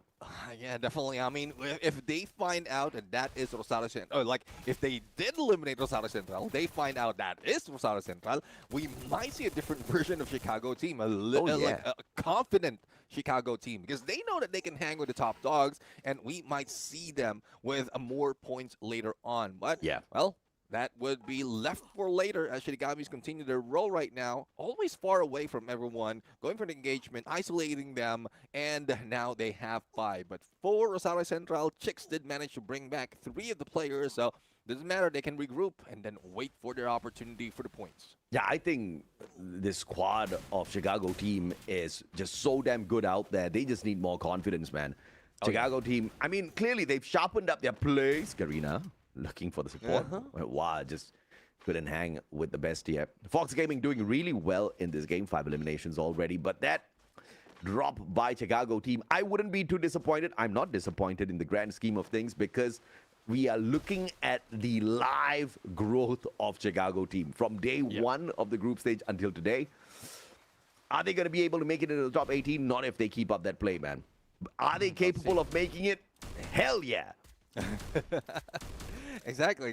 I mean, there's a lot of hopes coming from nice one. These teams right now, especially for those who are moving even slowly, because there's plenty of time for them to make those adjustments. But for Novados, well, a team that did quite well in the first week and now might be able to take them down. 787 slowly dwindling. Only one remains, and that is just Minor. But here goes a little bit of revive action, I believe, and Novados will need to go a little bit faster. But there goes a shot from Mavi, taking Belly down, or taking Minor down. Yeah, I mean, I think brilliant plays once again off of the squad. And 787 just can't find a break, man. They keep being forced to play these revives again and again and again. Can barely pick up their loots before they get caught out by another squad. So 787 is having a challenging time out there. But they're not going to sweat this. They have done more than enough to stay in the competition. Shinigami's, on the other hand, one of the other squads who has just picked up a fresh Booyah, looking for the back-to-back. Eliza down on the ground, though. Maybe the confidence off of that Booyah can get them shutting down the Red Eagles. My goodness, King just did not see the right option there to take. Habituella dropped as well. Shinigami's very quickly overwhelming them. Let's see if they can get away from those overwhelming shots. Shinigami's Galaxy! Already. There goes Galaxy! What? Eliminating Fox Gaming, surprisingly. I don't know what happened. Probably it's the map. Probably they just caught him off guard, but I'm loving this version of Galaxy. If they can do it once again, if they can take down Fox Gaming, an aggressive team, they can take anyone. Yeah, absolutely. Okay, first of all, great job, Galaxy, because Fox was on fire this time around. 787 bringing back the team members as well. Novatos catching out the players of Cold. But of course, Novatos did manage to lose one player initially first, but Kakaroto instantly brought back into play here. 787 on that full recovery. Maybe up against a couple of Cold members now. Kamo going in here for the locked airdrop. They'll have to wait a little while before they can activate it. Great. Finding one E7 on the brink of annihilation. Let's see. Now, we have 10 teams remaining in the 10-minute mark. It's seldom when we see this, especially in Solara, where there's a lot of scramble that has been happening, especially in the early part of the games. But survivability is being done quite well by the teams. 9, though, might be spotted, instantaneously taken down, unless Rosario Central jumped into the mix, takes those shots, save 9, and he might be able to go for a rotate. But Brian, on the other hand, M590, Really? as well as Dairus. They are taking down Galaxy Gaming. And there goes Galaxy Gaming. After all that, they Come were on, man! out of 10. Shinigami. That's just brutal, Galaxy. Just put a smile on everyone's face. In fact, I think they just started smiling. Shinigami's wiped that smile right off. Unfortunate. So bad, but so good. Shinigami's just showing us who's boss. You gotta love it, man. I mean, back-to-back Booyah, I'm all for it. Blue, on the other hand, 10 eliminations. Up against a couple of plays from the side of Rosario Central. E7, an opportunity to finish E7 off as well. But Rosario Central, the rest of them coming in here. Rotating deep in for the backstab. Blue's about to be in trouble. Let's see if Blue can get out of this. There goes the slide rail. Probably for the flank. And Rosario Central going in for a two-pronged approach. Oh, GG. Now, Tuck. Look at Kane. Being hunted. Going for the shots against FAQ. And a rotate! Oh, my God! FAQ right now. What a shot with a woodpecker, but unfortunately he doesn't survive that M590 from Alan Q. He doesn't end into. Down on the ground as well. The M1014 does not get the job done. Rosario Central. All they have is Shix. VSK in hand. Jump shot. Not getting the connection just yet. And now 2v1. Shix does find the first one. Could not follow up. And Rosario Central burned down to the ground. Blue stands their ground. and just throws aside any bit of aggression brought forth to them by Rosario. Another team that is showing up quite differently. I'm really loving this tournament. Oh, yeah. Anixado is one of those teams that is quite well in the early parts of our knockout stage, or of the group stages, but seems like they are falling down from the clutches of Shinigami. LA there, though, needs to be picked up. Great glue wall, great backup. And one thing I'm seeing from Shinigami is they're prioritizing and getting those revives, but they didn't expect for Novados to go in for that shot. And there goes Novados, Kakaroto down, but still grab their 10th elimination. Oh, very dangerous play there. Novatos right there, the very edge, out in the open, but a fantastic blue wall pulled up in the perfect time. And Buscami Neru finding one from afar as well. The E7 Empire is crumbling. Shinigami is now right in front of Novatos. Open rotation. Shinigami's in a lot of trouble. We got to see exactly what their resources are looking at. They'll need a ton of glue walls to get past this open ground. Let's see if they can bring all those glue walls in. Novados, though, I mean, they need to regroup. Only a few seconds remaining until that blue closes in and out in the open. We have, I think it's Cold on the left, and then Shinigami's on the right. They are heading in the beeline onto next phase of the circle. A little bit of help out of nature with this boulder that would give them advantage. Shinigami's with advantage against Novados right now and other teams. Even the Time Turner saved them a little bit out of those nades. And now here comes the rush by Novados, but Noah's making that shot. Kind of overkill with a double Time Turner, but I'll take it. Shinigami still could not make magic work out of that though. Dilo, the sliver of health. And I think he had the fort on himself. He's got that instant recovery there, but Novatos just said, hell no, no back-to-back for you. 16 eliminations already. Going in for their own booyah. 787 still alive. Peli Rojo, how is this guy still alive?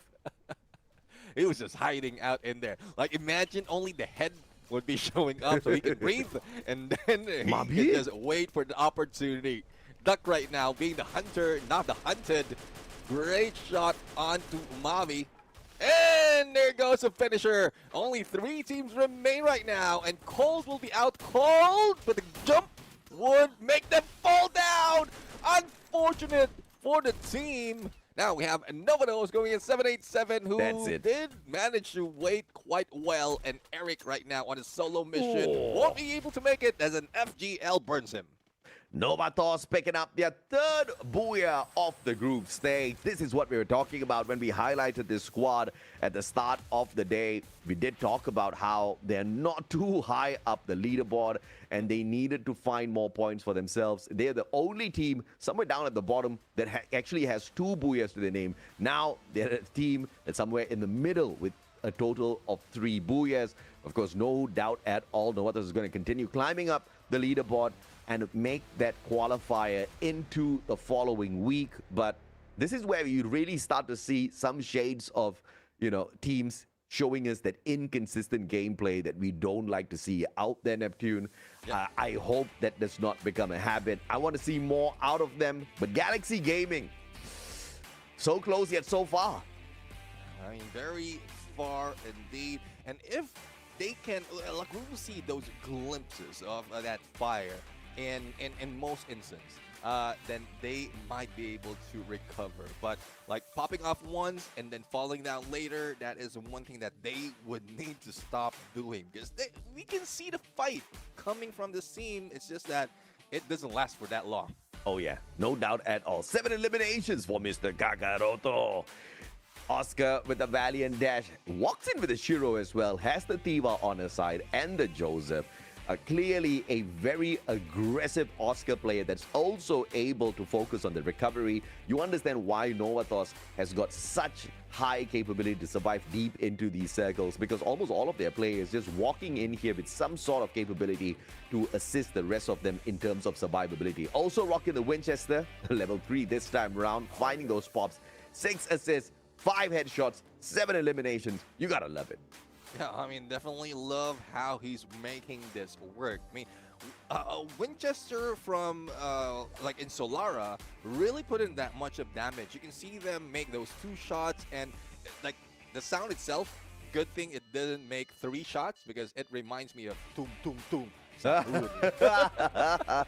Well, don't talk about that guy, man. Eric reminds me of him. That's exactly what Eric was doing in the past season with that skin. But it's okay. At least I don't have to see that skin anymore. No, no Athos. Eliminated in a couple of engagements early, but not this fight. I think the survivability from them was amazing. Not a massive game like what Zeus as well as T-Rex is able to pull, but this is the kind of it's still massive in the grand scale of things, right? If you look at the 32 points there and then you compare them up against everybody else, like Shinigami's half of what Novatos has there on the battlefield, and Shinigami's was playing that really, really well. So you see exactly how well they did. Yeah, well, definitely they are doing it quite well. Now, without further ado, we're going to jump into Nextera. It's quite fast on how we are switching it up with the maps right now, and even with how the teams are going in for survival. If I'm not mistaken, that final battle didn't end up like longer in the final circle. There's just so many engagement happening before that blue closes in, and now we're off to our 3rd game already. Let's see what we find in this game number 3. A opportunity to maybe run away with the competition here and end the run for some squads down at the bottom. If Chicago team drops the ball again, if Galaxy drops the ball again, if Red Eagle drops the ball again, then, well, we're not going to say goodbye just yet, but we can definitely say their chances will be dwindling. Galaxy Gaming earlier on did decent in that game number 1. Second game, not so much. So this is their final opportunity for recovery. They need to pick up as much as possible. Well, let's see if they can pick those up. And as we go in for the flight, for the jump, Nextera right now, it seems like it is not that skewed in terms of flight path, and as we see some of the teams who are jumping in, especially for Anexados, they will have a little bit of contention against Chicago team, and this is not what we are hoping for. Chicago team, we're wishing them to move up into the ranks. We want to see more of them onto the next stage, but Anexados also want to get all those points. So it doesn't matter who they want, like who they meet up in the early parts, as long as they can bring the damage, get all those points, Anexados will do it. Let's see if or not they can turn things around here. Chicago team, Anexados is a squad that is strong. They should be able to deal with. But it looks like Chicago's choosing to back away. I mean, positioning has definitely been a challenge for Chicago, which I don't think I'll fuss about too much. I'm very sure they can fix these things on the fly, but a little bit more homework is needed. And Exados finding more players off of Chicago team. I'm not... I hope they survive that one, Chicago. Been rooting for them for a while now. Would be a little sad if we don't see them go all the way. Fox, though, Arena, 2 eliminations already in hand. And E7 not catching a break. White, oh, beautiful glue wall! But he pulled it out at the wrong time. Traps himself in with his opponent, who gets the spray down with the AUG up close and personal. Oh, well, hopefully we see more of that happening at this moment. But there goes a revive coming from Duck. And, well, elimination leader right now would be Anexados. Goes in a little bit too far from where we expect them to go, like into the next phase of the circle. But this is a smart move from Anexados. They don't want to go down that easily. Speaking of going down that easily, Fox Gaming, not quite sure what's happening with the team. We've seen like so much of hope, so much of performance from last week, and now they're the ones falling down. But as E7 Empire recovers, it seems like they are just welcoming Blue into the picture. And there goes Duck being shot at. Only a few HP and the glue wall has been picked up. Cryo Mine plushie being pulled out, but the glue wall still up, and it is making it difficult for the shot onto Duck to make through. Can Blue pull this one up? Peliro, beautiful.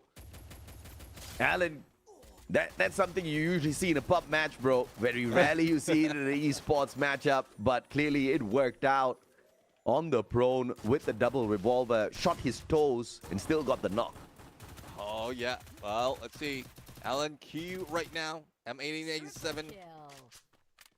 And he will be picked up. So 5 elimination already for Blue. That push Anexados onto the other side. And that flank as well, coming from one player, might be where they will be going in for that push. That, as we head into Novados right now, Lightning Bolt onto Red Eagle, but put him in a little bit of trouble, especially as 787 would be in the horizon. Let's see if or not this Lightning Zone can challenge them. Clearly, Novatos did not call for it. Mabi tagged. Great grenade. Beno! Just couldn't get away. Great position by Kakaroto. Spray down onto 2 players. Minera back up on his feet. Kamo, the savior of the squad, will be able to get his buddies right back up. It's all about the survival now as Eric turns the tables onto Kakaroto, takes him out of the equation. Now the sniper out of the air, and the rest of them come rushing in. But Novato says, we are no chump squad! Woo! As they run through 787. 787 Minor, no chance to be picked up. And Novados right now really showing up differently compared to what we've seen them from last week. So I guess they are motivated right here. GG. Red Eagle jumping in right behind them.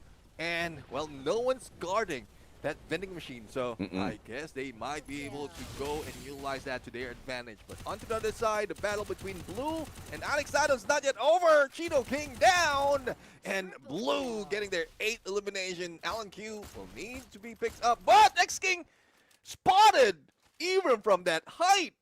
And that's what happened if you have the AC-80 on you. You can make those shots. You can definitely make those shots, man. Blue putting Anexados in a little can and shipping them off.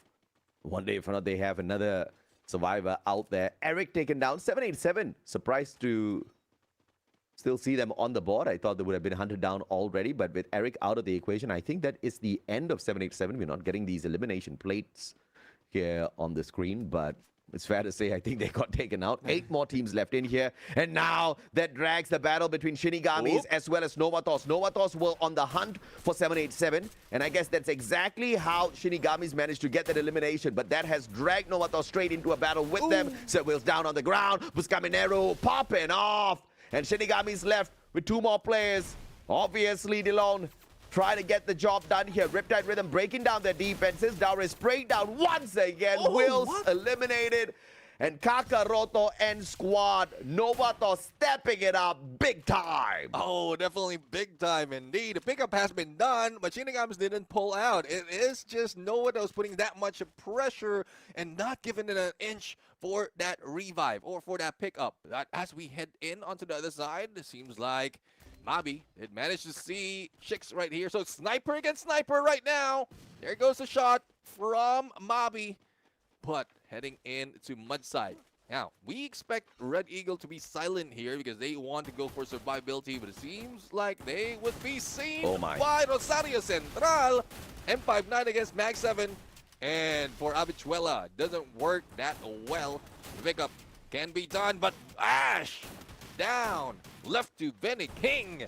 But for how long? Benny King turned into Benny Kid as Red Eagles gets flattened by Rosario Central. But Novatos slowly on the approach. Habichuela down and out already. Did they bring in a revival? Because the squad is clearly still standing in this fight. But now Rosario Central up against Novatos. Novatos just crashing the site here at Mudside. Not even taking a breath. Mabi gets the knock into elimination as well. Mabi deadly with that M82B. Yeah, definitely. I mean, your question about the revive, they were just next to the vending machine. Kane a little bit too late, though, and a little bit too far with that glue wall, and will not be able to make that revive quite easily. But still, 1 remains, and Novados doesn't have any view of where he is. He did manage to go in for a revive FAQ right now for a double, but with that move, I think Chicks will be spotted, and a full squad against him. Even a glue wall doesn't save him. Another booyah for Novatos, maybe. Looking like they're on fire. Rosario Central doesn't stand a chance up against a version of Novatos that is as aggressive as this. Look at them just dropping in here like the gods of death, delivering shot after shot so accurately. Mabi circling on. Look at the flank as well, man. Aggressive as hell. Novatos is not here to play. They are here to dominate, Nep. Yeah, definitely. I mean, they are dominating every engagement that they are jumping into. And hopefully this doesn't translate to overconfidence, upgrade. because we've seen that so many times. An upgrade on Arsenal right now. And second to third, they can just buy their time, and they're very near the next phase of the circle. The only question, though, is who are they going to meet up later on? Because we've seen how Nova does work. Seems like no one can stop them at the moment. Yeah, I thought the boys were broke and they wouldn't be able to get that Arsenal upgraded, but clearly only one of them was broke.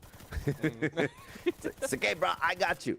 Drinks on me this time. Eliza out. Ooh, Red Eagles of all teams putting Shinigamis down. That's the third elimination of the game, and it's a big one.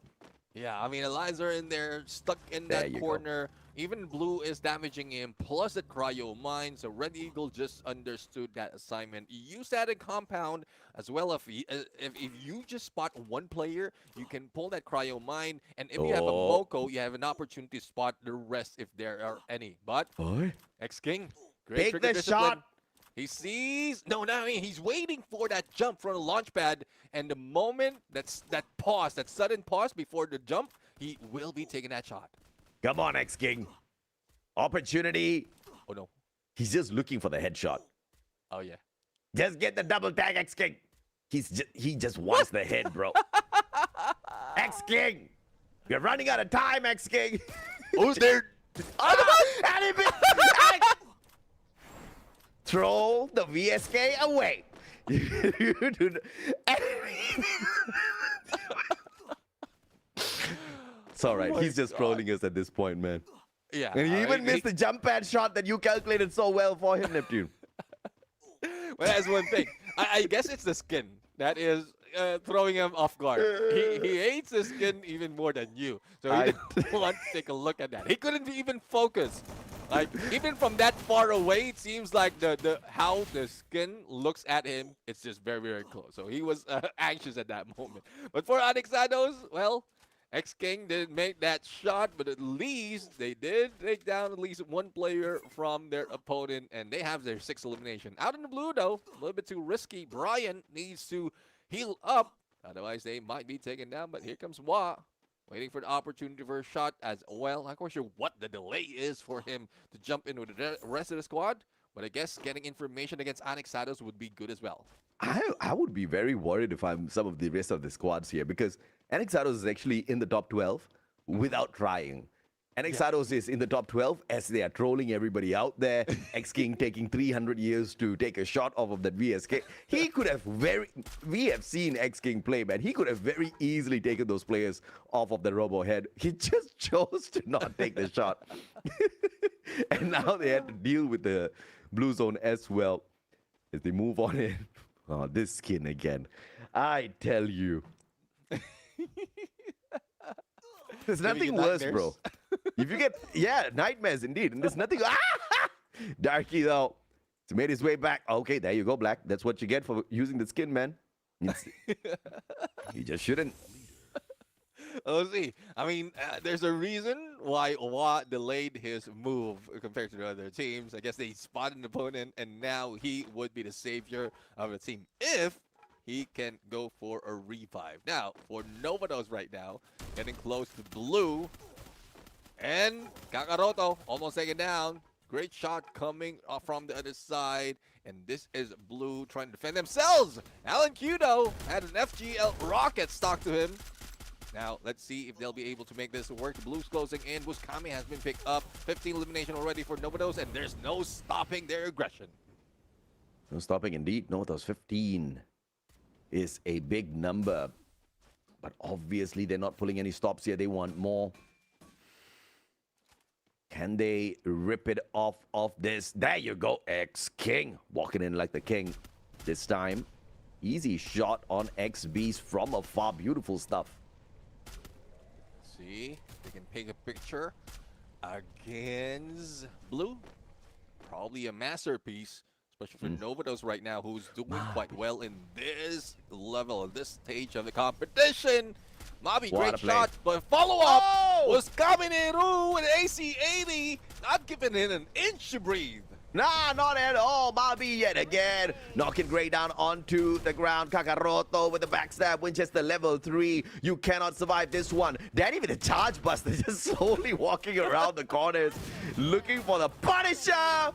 And unfortunately, Kakaroto just walked straight into a trip mine. Now he needs to fix his leg as the rest of the players find a way to back him up. Red Eagles losing Abichuela early, and Anexados finally starting to play aggressive. Oh, they are going a little too aggressive, and Red Eagles, smart move on them, not staying still. Even the shot, they are going in for those push, and there goes. Might be Anexados eliminated already. 4 teams remaining at this point. There's still one from Anexados, so they can go for replacement. 1 for Cold, so it's a battle between Red Eagle as well as Novados, and I am getting a feel on how this is going to end. Yeah, the final survivor is X-King. Can you imagine if he actually makes it to the final circle, gets that one perfect snipe for the booyah for Anexados? It would be legendary. Oh, yeah.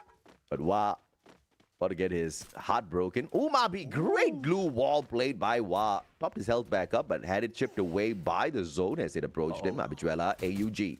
Looking for one. Red Eyes with a VSK finds yet another elimination. X-King inside the circle. And he will have the advantage as the zone moves. There goes a plushie Cryo Mine being pulled by Abichuela. Now, let's see if they will be able to reel Novados in this area. There's really no need to put in that much pressure. Eventually, they will be moving in because the shift would be favoring them. So what they need to do is prepare, probably set up a lot and funnel them into one side so that they can get those shots in. Otherwise, they might be caught off guard. Here comes the jump. Novados right now, especially with that time turner, saves the team. Nah! Novatos just jumped right above X-King and took the fight straight to Red Eagles. And Exado's still alive. Red King doesn't need to do anything at all. He just needs to play his timing perfectly here. Kakaroto with the M79 finds Habichuela as well. And Red Eyes about to tank a massive blow here by Novatos. 20 eliminations already circling around. Buscaminero just tagging up those glue walls. Turns around. And even XBs could not get through him. Kakaroto again strikes with the grenade launcher. Final survivor on the side of Red Eagles about to be flattened, but there's no way Anexados steals away the booyah. Novatos, full squad, easy booyah.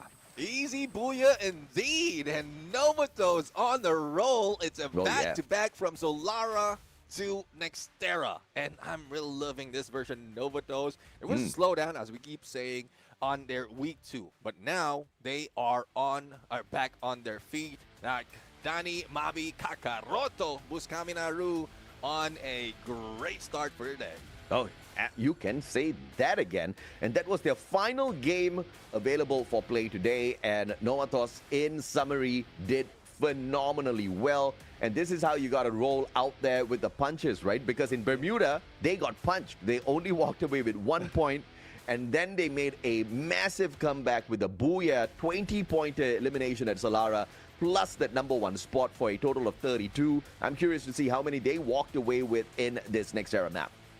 Yeah, I'm real curious as well. And who would be our MVP? Because it seems like out of all the roster of Novatos, like everyone is doing their job, and they're doing quite well. I mean, there's a little chance that we see them like out and open, not tactical. They are aggressive, but they are also smart in making those positions. So I'm really loving to see who made it work and who should we congratulate as well as our MVP. But in terms of points, I guess they are the ones feeling the pressure, being left out from week #2, and now they're just showing up. I mean, better late than never. They made us wait long enough. There were questions that were asked, some of them fairly curious, some of them quite happy from the squads. Like, you know, one less performing team means there's an extra spot available for us. Novatos just telling all of them, calm down. Not yet. We were not playing. We were not serious, okay? This is the awakening of Novatos. And now they have the second most number of booyahs from the group stage. You gotta love it. You gotta love even the fact that T-Rex and Zeus is not here to spoil their party and rip away these opportunities for them. So brilliant play from them. And Exados though, I will not sleep on this squad. They are just trolling us at this point. They are not even trying, and they are qualifying. I am looking forward to seeing what Enexados USA can do in the knockout stage. But of course, Buscame Neru, great play from this champion. 8 eliminations, 8 assists, 3 headshots, 4,170. Massive on the damage. And he is definitely a walking tank. Gear recycle off of the Shani. He's got the J-Beeps for that extra layer of defense and the Joseph to negate any bit of these debuffs. And of course, the Tatsuya with the Rebel Rush to rush straight in your face with the M590 and walk away with the extra point for the squad. Yeah, nowadays we rarely see the Tatsuya anymore, but Yeah. I guess with M590, if you can make those shots work, like knockdowns, refresh, refresh, we will see unlimited Rebel Rush coming from Buscame Naru. But Yeah. the final shot on Exados, they made it look easy. Even the first few before that, but Yeah. now, after Shinigamis grab him back-to-back from Novatos as they end their day. That's ridiculous, man, because Novatos, well, thanks to the replay, we just saw that they ended the game with 24 eliminations, which was 4 eliminations better than Solara, back-to-back Booyah, 36 points in Nextera, 32 points in Solara, 1 point in Bermuda. Novatos, that's how you make a comeback, and that wraps up a massive 3-game day here for Novatos. Blue right behind them with the 19, and Exados without trying 15. Rosario Central kind of slipping up this time with the 11, but down at the bottom, sad to see my Chicago team. That was the last opportunity for the day. They got to try tomorrow for their 3 games, but I don't know, man. I think time is just not on their side. Yeah, I mean, time is running out for them. And again, is the number of games per day that is causing most of that delay in terms Yeah. of moving up. So good on Red Eagle right now because we've seen Yes. so much of like fire in them for today. Though they weren't able to cross that 18th spot, and then later on they might be pushed down as well as we head into a different group. But I would love to see this from Red Eagle even more for tomorrow, because if they can make it, then I guess there's still hope as well for Chicago team. Yeah, no doubt at all. There's definitely hope for Chicago team if Flex, Red Eagle, PvP, Los Cubanos, Cuba Libre just sleeps on us. All right. But what's the possibility of that? We'll have to wait and see. Fingers crossed Group A messes them up a little bit so that Chicago has got a little bit of an opportunity. We're going to take a quick short break. When we come back, the rest of the 3 matches from the day.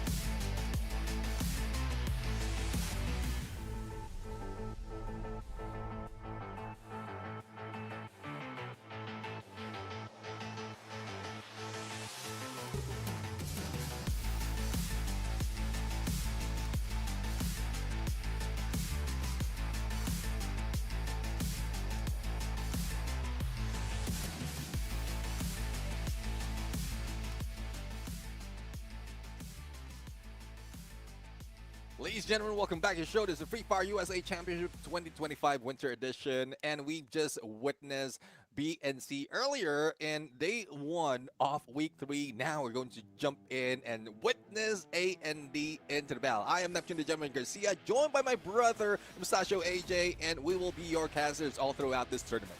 Yeah, it's a delight and a pleasure to bring this broadcast to you guys. Love seeing these teams grow. Love seeing some of them struggle as well. And that's not in a sadistic way at all, because it's all about the struggle, and then it's all about getting back up in the competition in the future, right? Yeah. You got to write these storylines. Obviously, you're going to have some teams dominating right now. You never know when they started, what sort of resources they have behind them, what sort of esports organizations are backing them up.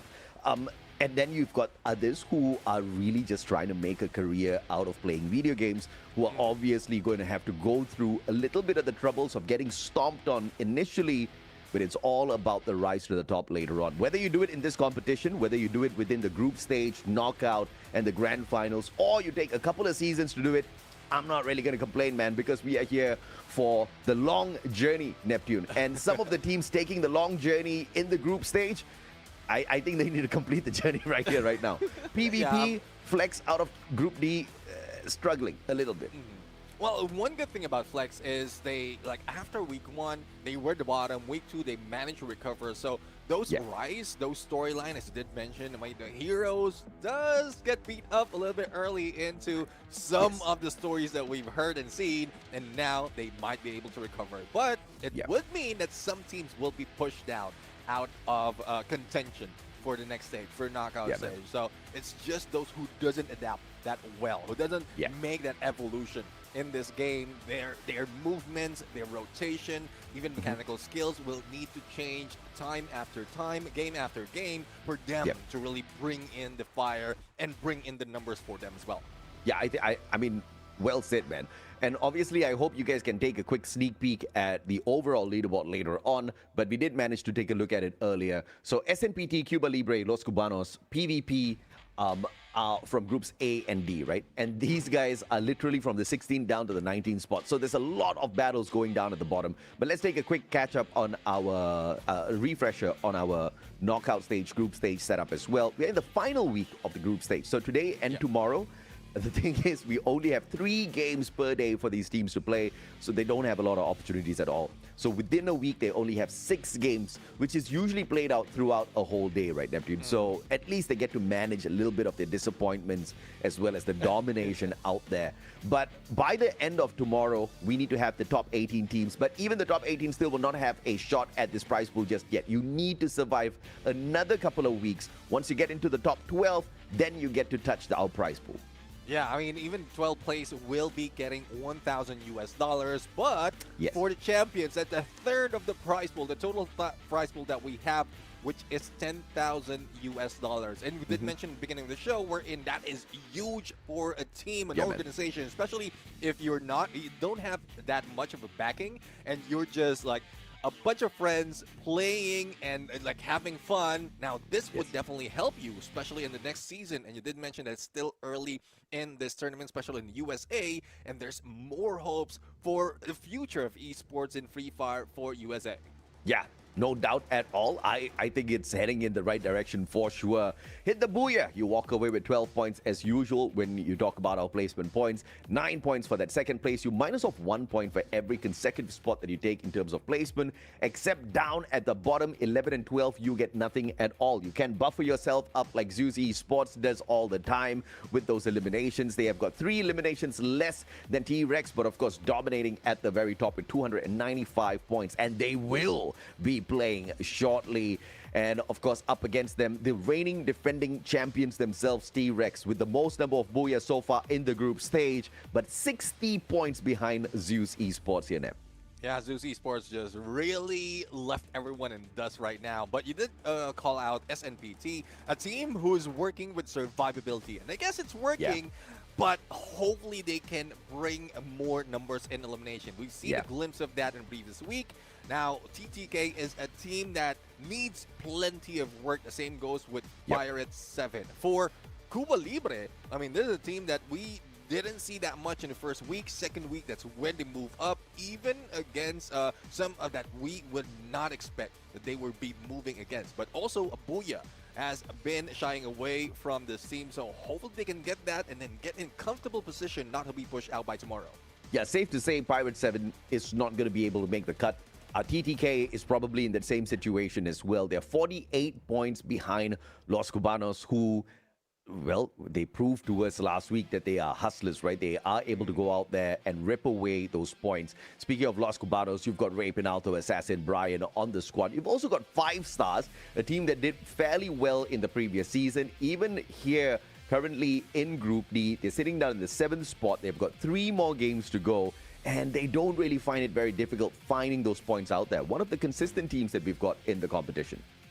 Yeah, I mean, consistent overall. 5 stars has, I would say the brand has experience. So they have the knowledge in what they are going against with in FFUSC, but the roster change for the team is like doesn't phase them that much. So as long as they refine it, like catch up with teams like Zeus Esports, T-Rex Esports, Rosario Central, they might be able to make it even higher. But Ozark Esports, one team that shows us a different side of Free Fire, wherein no boy, no problem. They are racking up so much points in week number 1. Week number 2, though, when everyone was rising, that's when they start to falter. So let's see if they can change that now for this specific group. A and D, we are going to start it off in Kalahari, Purgatory, and in Alpine. And for tomorrow, that's when we see them in Bermuda, Solara, and Nextera. And when we talk about Kalahari, we have to talk about 5 stars once again, Neptune. They've only got 2 booyahs on this whole group stage, but 2 of those booyahs came from only 1 map, and that 1 map is Kalahari. 24 placement points in total, 40 eliminations here on this map. T-Rex is the one behind them with a single booyah to their name with 45 points. Zeus Esports has not scored a single booyah here just yet. Who knows, maybe they want to play for one today and show us a little bit of dominance because they kind of slept on this last week. I wasn't very happy with that, but at the same time, I guess I accepted it willingly because it gave a lot of capabilities, opportunities to the other teams to find some points out there, right? Because when Zeus plays, nobody finds points. Nobody finds anything. Yeah, I mean, they're just getting all those elimination, all those knocks, and not given anything for the rest of the team. So they will like save up of all that energy, all that tactics for the next stage, the knockout stage, even grand final. So it's good that they are slowing down. For the rest, it's good that they are like moving up a little bit faster compared to the others, and that's what they need right now. Last week of the group stage, and they will really need to hype it up. They need to move, but you did mention about 5 stars in Kalahari, 2 booyahs, and not only from this group, but overall, everyone or every team in the group stages, they are above them when we talk about Kalahari. So if anyone can beat them, there's a better chance as well in the other maps that we might be seeing for today. Pirates have played this map 2 times, and they have taken nothing from the map in those 2 times. Literally no placement points, no eliminations. This is an opportunity for them. Again, finding the qualification into the top 18 obviously is going to be difficult for Pirates, but you can't just give up on your journey just like that, right? Because every single time you take a loss, you have to figure out exactly what led to that loss. Whether it was a rotational problem, whether it was a resource management problem, whether it was your active, passive skills combination, or whether or not your team just wasn't getting the instructions right from the in-game leader, or you don't even have an in-game leader. A lot of things to think about, right? Because many things clearly are going wrong for them. Yes, we are looking at the best in the USA, but Pirate 7 needs to figure it out in this competition itself so that we can see some growth out of them that we can talk about them too. Yeah, exactly. And one thing that is like the saving grace for a lot of teams right here in FFUSC is not a lot is carried over from the previous season to the winter edition. So that's one thing that they would want to look forward to. Even the viewers out there, the fans out there, I'm seeing in the chat right now, that they want to play, start to play, especially when that timer hits on the break. They want to hit, inspired by the teams that are playing aggressively in here and hit those ranked games. And now they might be the next team, the next players who would be seen in this broadcast. I mean, I'm looking forward to that, right? And I'm looking forward to those storylines where, you know, they came across the broadcast, they saw a few teams and they're like, That's it. You just gotta do that to win that much money. I can do this, right? Then jump on out here. We would love to see a storyline like that. Like we told you guys, it's in its infancy here at the FFUSC. You're just building things up. And I think this is the best time to jump into the fray because some of these teams are clearly looking steady to run away with the attention, right? Zeus Esports, no doubt at all. They know how to play a good game of Free Fire. Their active-passive skills combinations are very, very impressive. Their rotations are even more impressive. Their mechanical skills, I think this is something that the other teams can challenge. In terms of the knowledge part, the other teams need to do their homework. Who do they need to look at to do this homework? I think if they look up to Zeus Esports, they're always going to be behind Zeus Esports, right? They need to start tuning into some of the other broadcasts that we have got across the other regions, maybe into the Free Fire World Series Global Finals. You know, look at those rotations, look at those teams, how they kind of strategize their dominance. It's just a video game at the end of the day, and everybody enjoys this video game. Even you and I play it. At what level we play it makes the difference now. Definitely. And one thing's for sure, just some of everything that we are saying, it's up to the discipline as well. That's one thing that teams who are not making it, even at 18, if they lack that discipline, like making it in time, making those homeworks, like putting in the time to practice, to improve mechanical skills, then you will not be able to make it. If you have that discipline, gather a group of 4, if not 5, that has the same mindset and discipline as you have, then you might be topping the board similar to what we're seeing Zeus Esports, T-Rex Esports, as well as Rosario Central has been doing. Damn good point on discipline, Neptune. We've seen so many teams. Such a pity because they've got so much of talent, you know, just raw Free Fire talent, but they don't have the discipline. They don't have the respect for each other to stick together. You know, the egos are too big. They don't want to take feedback from each other. When they fail, everybody else is at fault. They are definitely the only ones who did things right. You know, we've seen some great teams fall apart in, you know, the years that we have been casting Free Fire. But of course, if they can pull it together, if they can show us the discipline and the hustle out there, you know they will get the energy from us. You know they'll get all the hype in the world. Kalahari is the next map.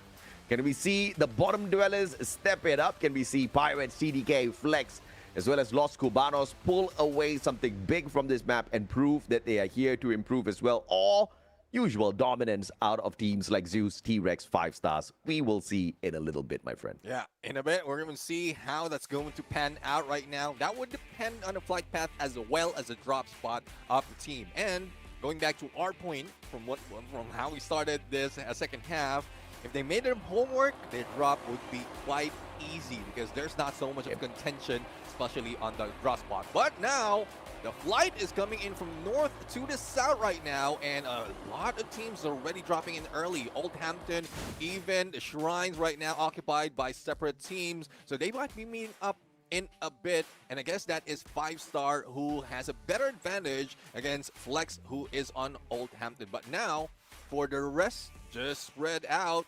Make sure that you don't go for early engagement because Kalahari is a long-range map. The snipers would put teams and players at bay, especially if you have that great mechanical skills. Yeah, no doubt at all. Refinery is going to be a fun play as nobody else is going to be dropping by to say hello to them. Tambris, on the other hand, at the sub, have to deal with SNPT and QK Lola. Find Supreme too early. Oh, there goes Tambris, a team that really has brought in the booyah in most cases than not. And Supreme or SNPT right now seems like they won't be able to go for survivability. We know the team right here. If they can gather as much coin as possible, they can always go for a full revive. But that would depend if there will be one player surviving. So great rotation being done by Supremo. Even getting away from sight from QK Lover, but for how long? Because he did manage to go in for a hide in this dip, but he takes a shot. A backstab is bound to happen. Tambris, Supremo, oh my lord. You can't fix a flank like that. You cannot prevent it unless you've got like massive glue walls on your side and 300 years in terms of timing. That one was just a distraction and a easy elimination for the squad. T-Rex, on the other hand, finds themselves at Stone Ridge with an opportunity to pick up some extra points. And the players in front of them obviously are going to be lucky for the time being. Pirates, again, a team that has picked up nothing from this map, are at risk of that happening again. Well, let's see. I mean, we were talking about the early drops, and this is between 5-star as well as Team Flex. So, Mway is already down, picked up quite easily, but Ale, with that shot, without a glue wall, might be able to go for a knockdown, but the timing is not on them. But here comes Chiki Hijo Mio, AC80. He will be able to at least knock one down, gives advantage for the team, but 5-star, the pickup is quite easy for them, especially with how they go in for that push. But Snow says no, and he might be able to go in for the finisher, a little bit of ankle breaker, and he goes for the dash as well. 2-3 against him, it doesn't matter. Cheeky Hio Mio just stole my heart with his name, bro. I don't know. I just want him to get the eliminations now. But the way things are going here up against 5 stars, Flex don't look like they're able to flex on them. Cheeky Hio Mio down as well. Mway, the final survivor, too far away from that vending machine. And 5 stars will put the final nail on the coffin of Flex in a few seconds once Dior gets there. Yeah, unfortunately, Tylee, who has been cheering for Flex since day number 1, would not have a team to cheer in for a moment. So probably switching sides would help, just to keep that energy aside. But for Flex, like, just have to wait a little bit more, a few more minutes. Oh, what a shot from Darius, as well as player JK. And this is deadly. I mean, we keep hyping player JK, but Darius is already showing up as well with Marksman. So it would be difficult for anyone, especially in Kalahari. Damn, man. I mean, no. Long-range plays, T-Rex just gobbles you up. And I don't think we have seen a interaction between 5 stars and T-Rex so far on Kalahari. So this is going to be very interesting, Neptune.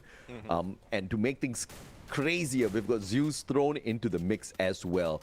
This will be probably the first time 5 stars drops a Kalahari map by the looks of things, just purely looking at the numbers here. But if they still manage to get to that final zone and pull away the Booyah, three games in a row, 3 Booyahs in a row at Kala, I will be super impressed, especially because of the lineup of squads we've got in this grouping. Oh, yeah, definitely. I mean, once you get Zeus and T-Rex in one lobby, that would be difficult to move up because they're part of the same group. I mean, they are part of Group A, and there's, like, I'm quite surprised as well as the number of points that these two teams has gathered all throughout the 4-5 days that they played, because it seems like they're not leaving anyone behind. No. From between them. Yeah. They are catching up in the points. Yeah, I don't even know how they share a group and have been able to farm so much, right? It's just crazy.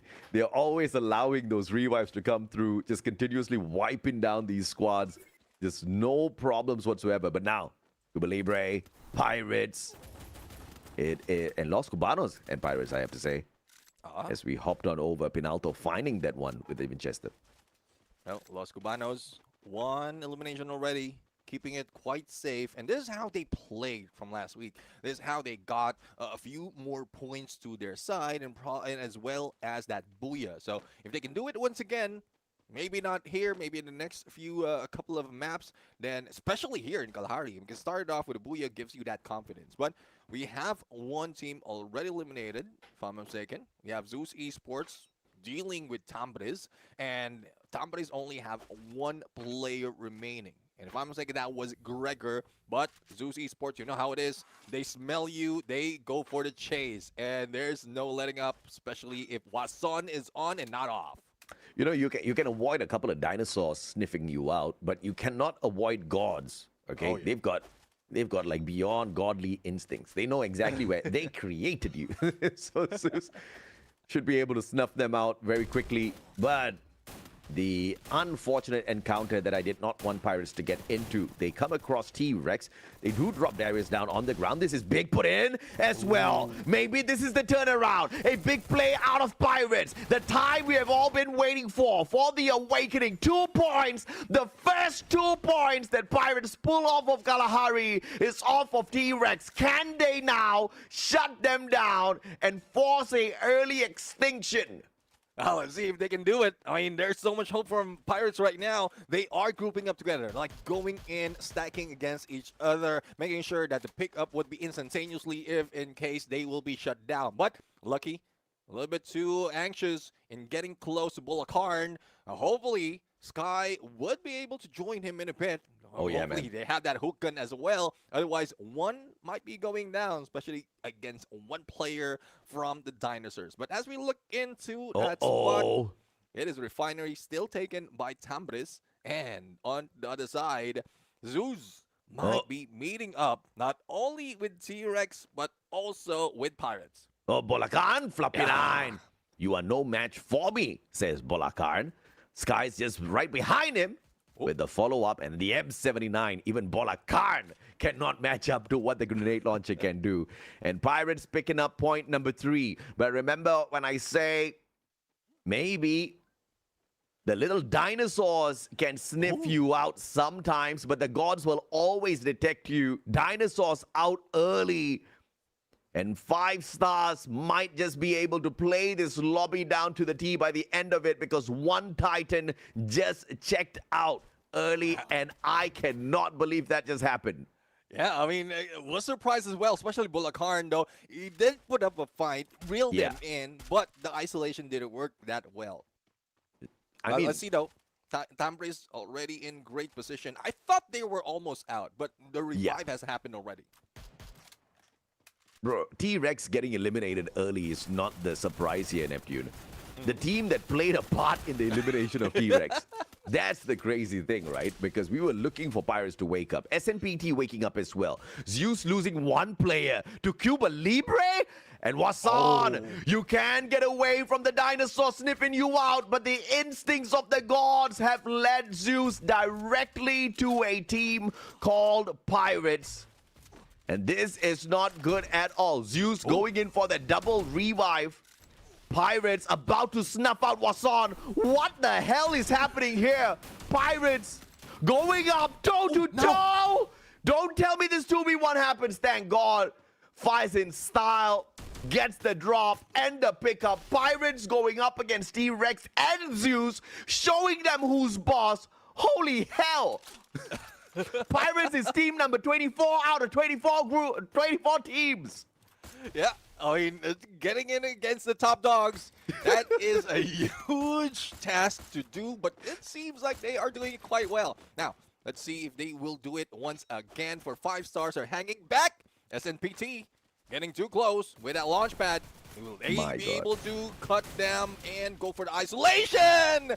Great shot onto Dragon, but Dior did manage to go for that rush, and now it's left to 1. Pickup will need to be done, but Supreme will not be surviving at the full squad from 5-star. Wow, taking down SNPT. Again, missing out of picture is 1 player who always go for a revive, and there you have it, Supreme! Supreme Revival. The Supreme triple, Supreme Revival. You gotta love it. But Zeus, though, are in trouble because of who? Because of Pirates. And the team that takes them out of the equation now is Cuba Libre, a team that is definitely struggling to keep their spot here in the top 18. I tell you, what a turnaround. The only thing missing from this storyline is Pirates challenging the one and only dominant squad on Kalahari 5 stars later on. And then ripping away the Booyah from them. I tell you, that'll be story completed. Cuba Libre can't get Nash out of there just yet. Oh, Shadow right now into the shadows. From the shadows into the light. Ashido, the only one remaining. This might be it. But there's still 1 survivor. PvP showing up differently right now. But they also have 1 player in their midst who might be able to disrupt their movement unless they regroup. stack up, but Kulata from Zeus Esports. So Tyrus is out. T-Rex is out. Zeus Esports in trouble. There will be not so much of a contention for the Booyah. Yeah, come on. Come on. And I'm not going to say come on 5 stars for a triple Kalahari Booyah, for a 100% Booyah performance on this map. I'm saying come on, Pirates. Complete your story. But damn it, Kulata. Pulls Pablo back. Making the situation a little bit more challenging here. Zeus is not out of the count just yet. Let's see. Supremo 2 being spotted. Sliver of health. There goes Ice Grenade, who might complete the task. There you have it. It's a grenade into that small corner. Cubanito making it work. My goodness me. Man pulled up the glue wall thinking that it'll protect him. He had so much of trust. Dre beautifully played on that nade. Cubanito down. Pick up. Not available. Esculata gets eliminated by the circle, sacrificing himself for that revive earlier on. Zeus now hanging on with one final player. Los Cubanos, on the other hand, easy revival onto Cubanito, but brought back so late into this game. Is he going to get shot out of the skies? That's going to be question number 2. Let's see, we have 8 teams remaining at this point, and teams that is sitting pretty from Refinery into other side, Wonder Platform would be Tambris, but 5-star. 9 elimination already and going in for the hunt against Heat. Let's see if he'll be able to survive. I don't think so. 5 stars still in a roll, but they did lost 1 player. PvP out on 8. And all they have to do is work it out a few more times and they might grab that 3rd Booyah. Dior circling around, 5 stars. 1 player less on the other side. Pirates still popping off. Popping the players on the side of SNPT, but come on. SNPT putting up a great fight here. And Pirates out in 7th. Well, it was a great run, man. Picking up nothing off the past 2 Kalahari games and now 11. And taking on 2 Titans as well. 5 stars. 5 stars are lucky they didn't come across Pirates this time. Yeah. I mean, I would love to see the reaction of Pirates once they review the VODs. Once they see who they are going against and who they were taking down. But unfortunately, 5 stars not in that, so it's more information that they can use at a later day. But Dio right now making that shot, and it is a wipeout, especially made by Dior, but he doesn't survive. It's left to Dragon right here, but I don't think there's a revive that can be done. Pickup will be done, and Bruce will be left out for remaining minutes of this game. Tambris looking to run away with this, but 5 stars are not down and out just yet. That was a crazy good recovery. Snipes from QK Lover and Gregor, beautifully done. The tag team. Drytex down at the bottom. Tambris cleaning up this lobby. Yeah. What surprised me even more is at this moment in time, Supreme or SMPT is still going in for a revive. Oh, yeah. I'm not seeing any vending machine near this area. It takes a huge risk, especially in HP, tanking the blue, and also getting away from the sights of everyone who's watching. Now, we are left to 5 teams remaining. 5-star on a high ground. Supreme 2 takes down Dragon. Now 5-star losing a chance of getting this Booyah if they don't survive for long. That's a big play out of Supreme 2. Dabadu, though, looking for that revenge. Riptide Rhythm breaking down the defenses. Supreme 2 still jumping away and surviving. Pablo's out. 5 stars. Supreme 2 almost got DR, but just did not have enough bullets in that SMG. DR, on the other hand, perfect play off of that M590. Ambris, on the other hand, Gregor, Sliver of Hell, down as well. Cubanito catching him out. What a play. Los Cubanos, but 5 stars. 100% Booyah rate on Kalahari. 3 games played. 3 Booyahs on this map. Holy mama. Everything went their way. Especially, I do agree with that, especially in that final moment, they didn't even need to take a shot. Everyone else who is part of top 3 are taking each other out, and they got that Booyah without moving an inch. Wow. 5-star, it is destiny that they are getting this Booyah for the 3rd time. I mean, come on. Who would have thought, man? You know, we would have thought like, okay, maybe to take T-Rex and Zeus out of the equation, 5 stars need to do it because they're the most capable other team in this lobby who's going to be fighting for that booyah. But they didn't need to do anything because the one at the bottom of the lobby, in fact, the one at the bottom of the whole leaderboard, Pirate 7, who was 24 out of 24, took on both these guys and said, you know what, I'm going to take it all the way. My goodness. But of course, Dior, 8 eliminations, 8 assists. Massive game for this man. Yeah, massive as well as the entire five-star squad, because it seems like they know Kalahari quite well, and that is what makes this team deadly. Hopefully, carries over to the other maps, and you just don't focus on one specific map. And if they can like do it, I know some teams, especially in the global scene, some teams start off with one, and then they follow through with the rest. So how quick can they do it? That is the question. This is a phenomenal fight here that could have gone south. I mean, Los Cubanos as well, climbing up the leaderboard little by little, because at the start of the day, they were not even in the top 18, right? So they were definitely one of those teams that were hustling to get to the top. And it wasn't an easy journey. They had to get into many encounters, playing a couple of revives, and sneaking away 7 eliminations to survive long enough in the game that they have been struggling in a game, in a lobby that has so many titans, in a game where 5 stars dominates, in a game where Pirates woke up. That was a big play out of Cuba Libre as well. I mean, this possibly is the best lobby, best game that we have seen throughout the competition so far.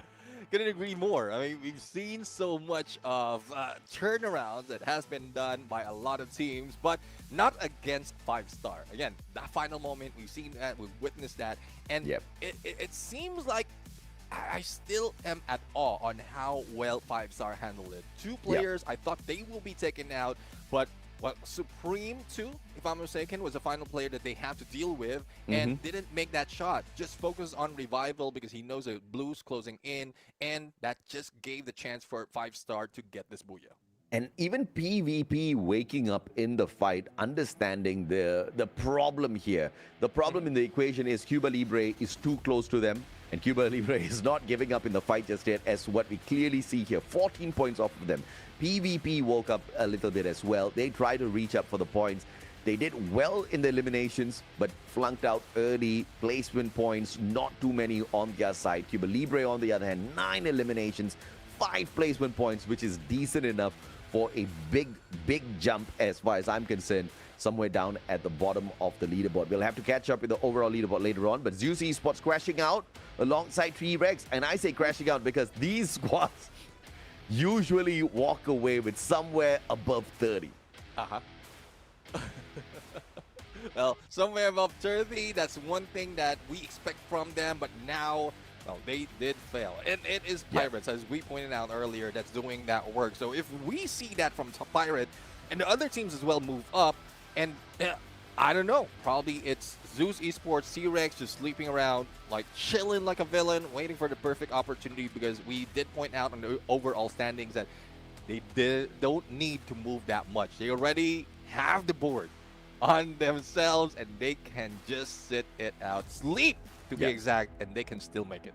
And congratulations to Zeus Esports in a game where they did fairly nothing in comparison to all of the other games that they've played so far.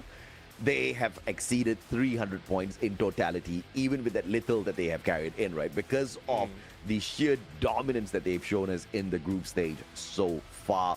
But as we head on into game number 2, the risk factor has not been eliminated fully. Yes, Zeus did drop the ball. T-Rex did drop the ball. Some teams woke up, but we've got 2 more games.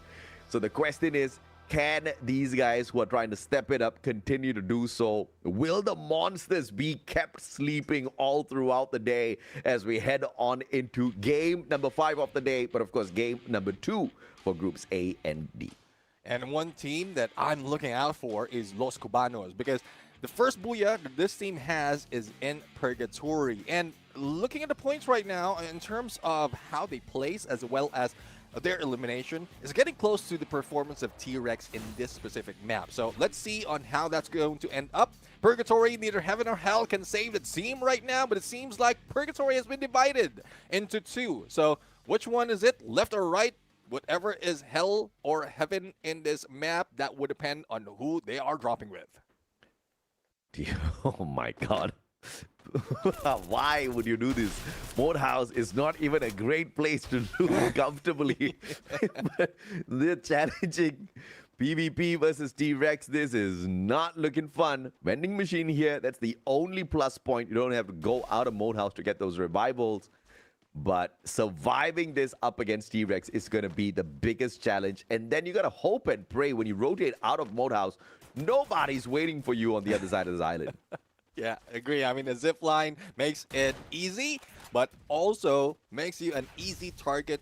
And let's see if that is something today anyway. First task would be to get away from T-Rex, but that proves to be difficult at the moment. Wax, 777, Vector in hand, but here comes Putin, and he will be putting in a great fight in there. Oh, GG, but Wax on, Wax off. But T-Rex is still alive and kicking. Oh, come on. The follow-up just not there for PvP. They didn't have enough numbers. You need at least 7 players on your squad at the same time to take down T-Rex. I mean, great back and forth, but obviously T-Rex still winning that out with a smile on their faces. 3 eliminations. Easy pickup for them here at Modehouse. PvP continues to struggle, and this is going to be a problem for them because as PvP is challenged early, Cuba Libre is in a situation where they could walk away with 4 points and continue on, but they have to play this well because fairly open grounds ahead of them. Yeah, I mean, one saving grace for Cuba Libre is we have 5 stars that is split up 2-on-2. Now, with that knockdown, seems like they would be forcing the team to regroup. So they are Los Cubanos would need to be cautious. Let's see if that's something that they can work on. Did mention that they did get a booyah, and all they have to do is regroup. So if they can make that shot once again, push 5-star out of the picture, then they can loot up even more in this area. Heat with a double revive. So PvP looking for that recovery. Good on them. Los Cubanos, on the other hand, will have to make sure they pick up enough loot to have a couple of nasty engagements later on deep down in the circle. 5 stars on that rotation. This is about to heat up. I mean, very flashy entry, but nothing came out of that. They were just rushing to get cover, get the edge of a circle. That's it. They just Don't want to shoot go my for vehicle. survivability. Now, let's see though. Zeus Esports going against SNPT, the supreme survivor of this tournament. And so far, they're doing quite well. Now, Colara might need to pull up a gun right here. We want to take down SNPT. But I guess there's also a lot of weight that's been happening. No. Woodpecker missed that shot, missed that opportunity. But Shot, on the other hand, not saving Supreme 2 from Zeus Esports. This one obviously is going to be claimed easy by Pablo. SNPT not going in for revenge. Instead, backing away slowly. There is a vending machine right beside the SNPT players, so... Bro, sneaky. I'm quite surprised on how sneaky SNPT is. Yeah. I mean, they can always go across a map, find a vending machine, and then revive their teammates. Even if they lose the fight, they can still get into great position. Supremo for double revive. How much coin does SNPT get in each lobby? Enough and even more. They get enough. Enough to play the revives, but can they get enough to move far into the top 12 and stay there? SNPT still in the relegation zone. Not too far down the bottom, but far enough for me to be worried about some sloppy plays. But Supremo keeping the squad in play. Supremo 2 down on the ground as they come across Zeus. FGL, this is not looking fun at all for SNPT. They just recovered. Zeus right now in front.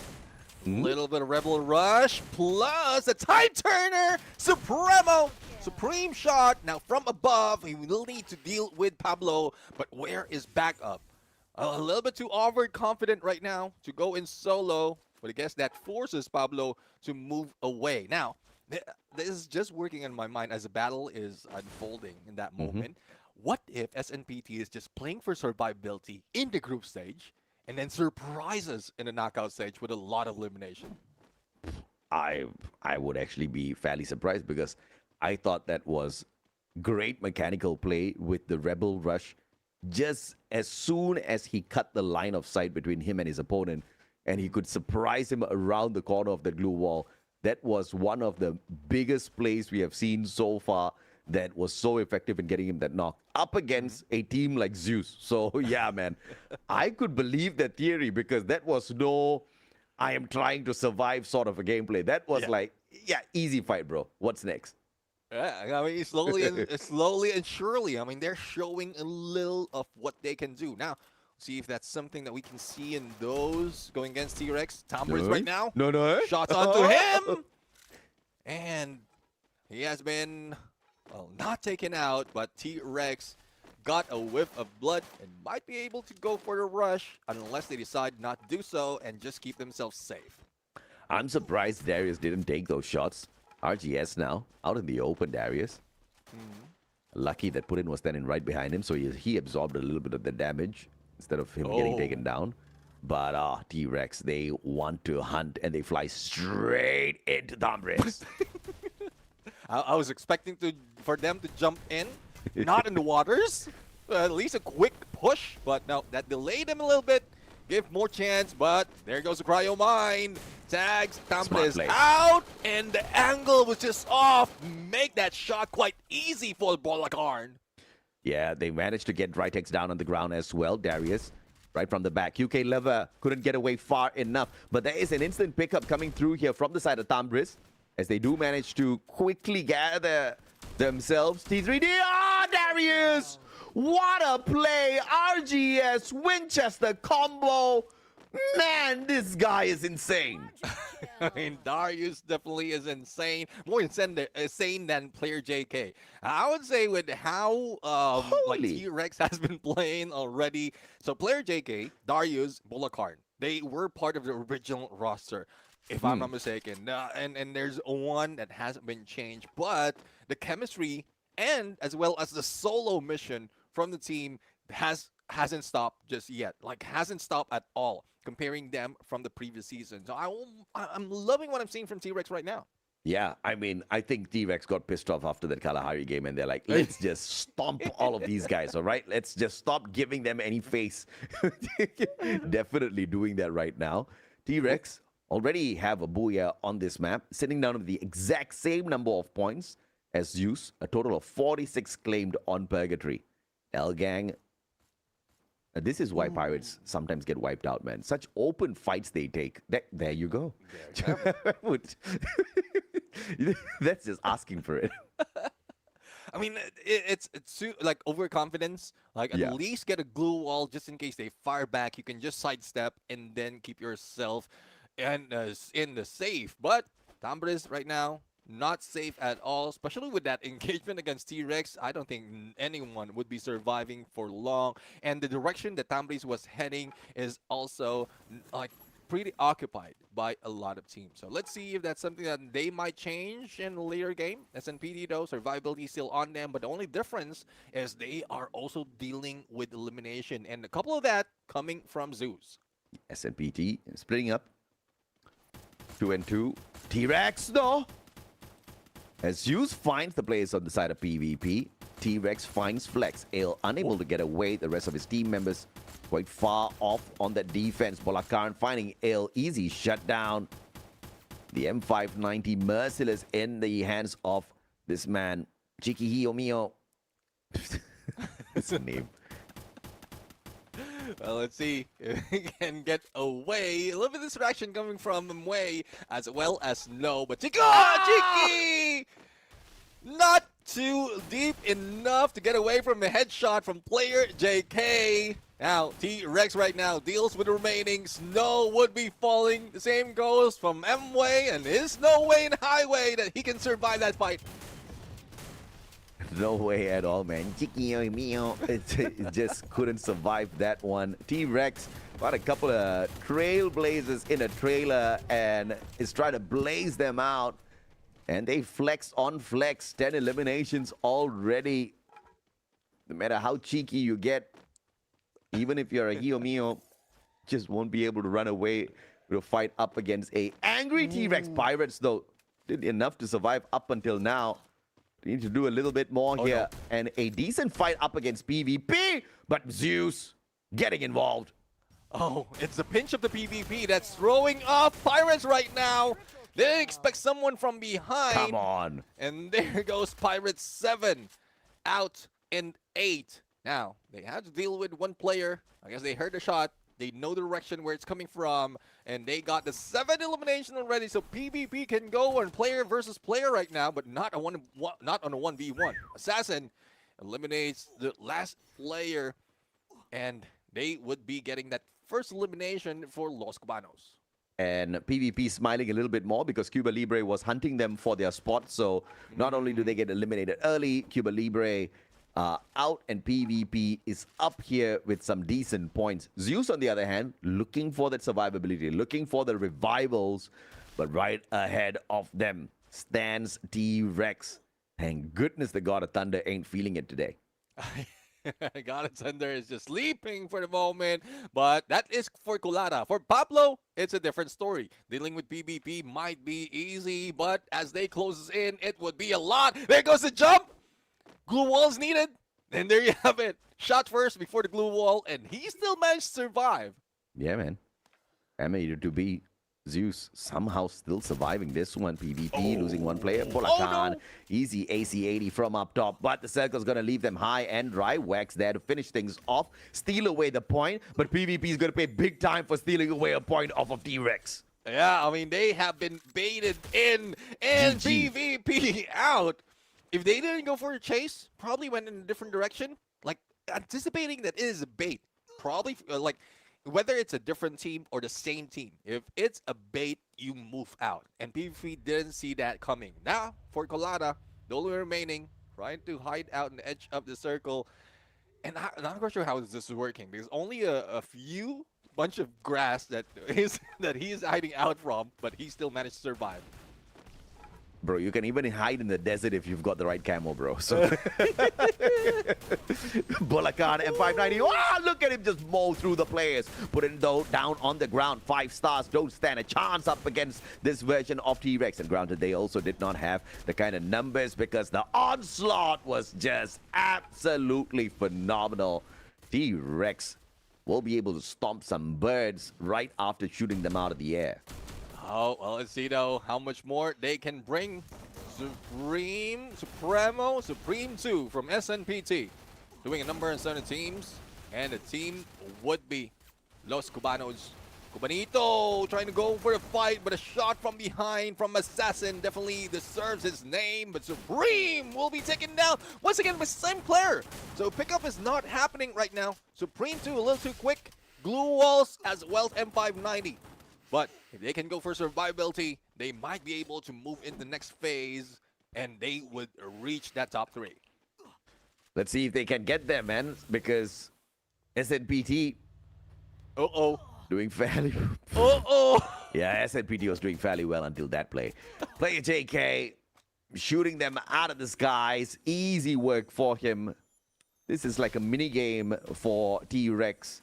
In the middle of a lobby. Can you shoot the bird out of the sky? Bolakan tagged up by Kulata, who finally stands up, looking to play his role in this final circle. SNPT has got 1 survivor, and so does Zeus. T-Rex has perfectly confirmed a booyah here for themselves. And player JK focusing on the right one first, and therefore SNPT and Zeus will not be able to gang up on T-Rex just yet. Well, there you have it. Supreme 2 couldn't do it that much, especially in moving around in the water. Now, these with the Colada.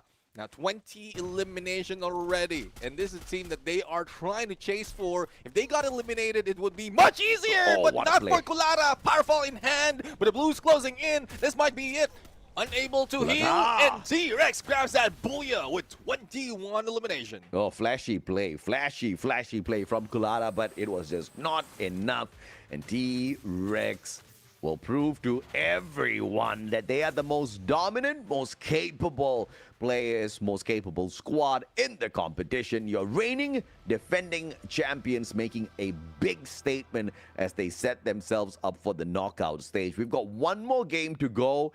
And T-Rex obviously will be looking to wake up there as well. 7 booyahs in the group stage so far. Massive stuff out of T-Rex. Yeah, I mean, one thing I would say will give props to Zeus Esports, especially Golada, is how he survived in that final moment. I mean, one player, maybe that two, if the other was not too aggressive, then they could have made it even more against a T-Rex. But again, this is the wrath of Zeus, as well as the domination of the king of the dinosaurs, as we look at them gather as much point as possible in these games.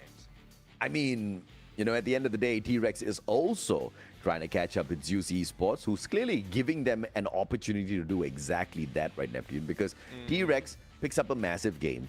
And on the other hand, Zeus barely survives. They do manage to play the placement points, though, even though they didn't have, you know, a lot of eliminations on their side. I think Kulata just really made the challenge for T-Rex amped up a little bit, right? Because even though T-Rex had a massive game, whatever extra they can find off of that placement points, Kulata literally did that for the squad.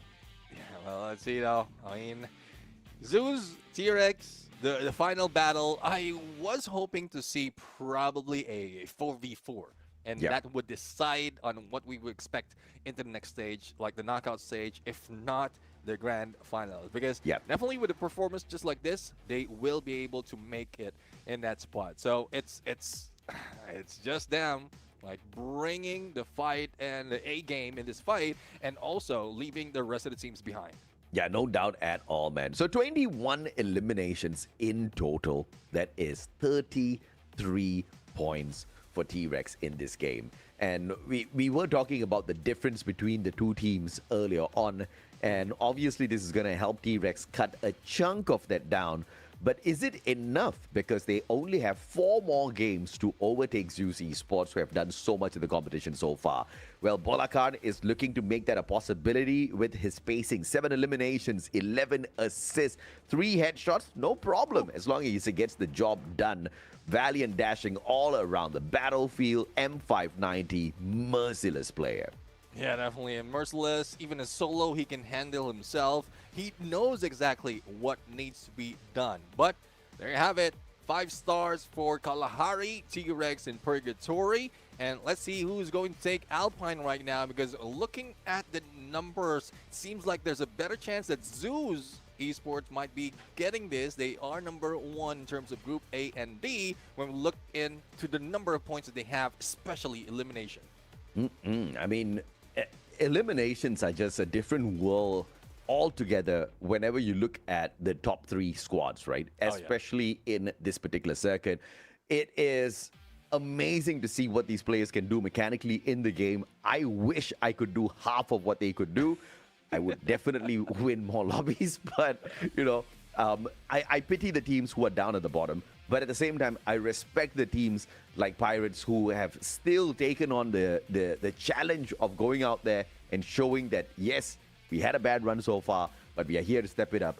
And they haven't gotten far, but even the little bit that they have given so far, I absolutely love it. 5 points again. Pirates definitely picking up more than what they were doing last week. Yeah, I mean, for T-Rex, 33 points, as you did mention. We have SNPT, who's doing quite well. So again, the Fury is running in my mind right now. They might just be hiding their strats, getting those elimination later on when needed. But for Zeus Esports, that survivability did work, but not so much in elimination. And obviously, we are looking at the teams down at the bottom, and Tambris. I think Tambris is just, you know, just chilling, not really fussing about not being able to get a lot of points off of these lobbies. They know exactly what their fate is. Finding the top 18 is a no-brainer. Tambris is definitely going to be a part of it. Do they need to practice, though? Tambris looks very scary when they set up some of their positioning. I think when it comes to the close quarters combat is where we see them truly shining. And then they go up against a team like T-Rex who does those flanks and those long-range engagements fine, super well, and then Tambri starts to struggle, right? Maybe they're starting to practice that a little bit more before we get into the finals. So I wouldn't be too concerned looking at Tambris picking up less points. Yeah, and one thing that really surprises is how the performance of PvP was. Because earlier, it was Los Cubanos who they took down before dealing with the final or one of the players of Zeus Esports. And PvP, after that game, that is a massive game from them because they were able to cross over on the 18th spot. If they do it once again, by the end of the day, we might see them on to the knockout stage. So it's just unfortunate that like teams like Cupa Libre, Red Eagle, Flex, Chicago team, Pirate 7, especially Pirate 7, with how they worked it for that match, and as well as TTK, they might be eliminated after this final match. That's a tough one, huh?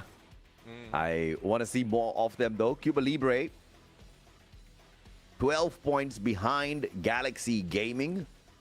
Obviously, Galaxy is not playing right now, but if they can end this game with more than 12 points, at least they will be in the top 18 for today before we start tomorrow's play day on.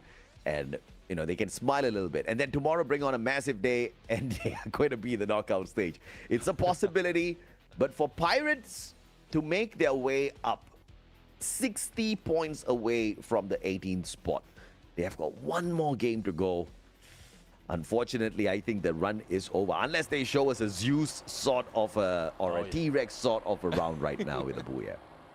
Well, let's see though. Let's see. I mean, it's quite tough for some of the teams right here, especially with a lot of catching up and only one game to play. Now, Flight Path is still slicing through the middle, and the teams are playing it safe. We're not seeing that much of like everyone dropping in. They're keeping their eyes as well as to where they can go without any contention. And like Flight Path has been spent. Everyone just waited for the perfect opportunity. But two teams heading into the high tier loot area. SNPT. Make that three teams. SNPT, PvP, and one player from Zeus. No, 2, 3, 4. What? Everybody headed in there. It's a three-way battle. And Zeus, they might get capped by SNPT, or they might just be stumped by these two upstarts. PvP and SNPT has the possibility, has the capability to just stun Zeus with a lightning strike right here, right now. Elgang already out. A reversal from Shadow. So it's a PvP against SNPT that Zeus Esports might be taking advantage. And this is where both SNPT and PvP doesn't want to be in. But Elgang has been revived. Now PvP has that insurance policy to keep them alive towards the end.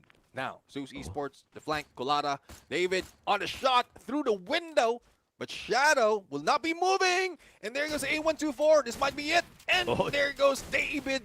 444 for that shot, even before the glue wall has been erected.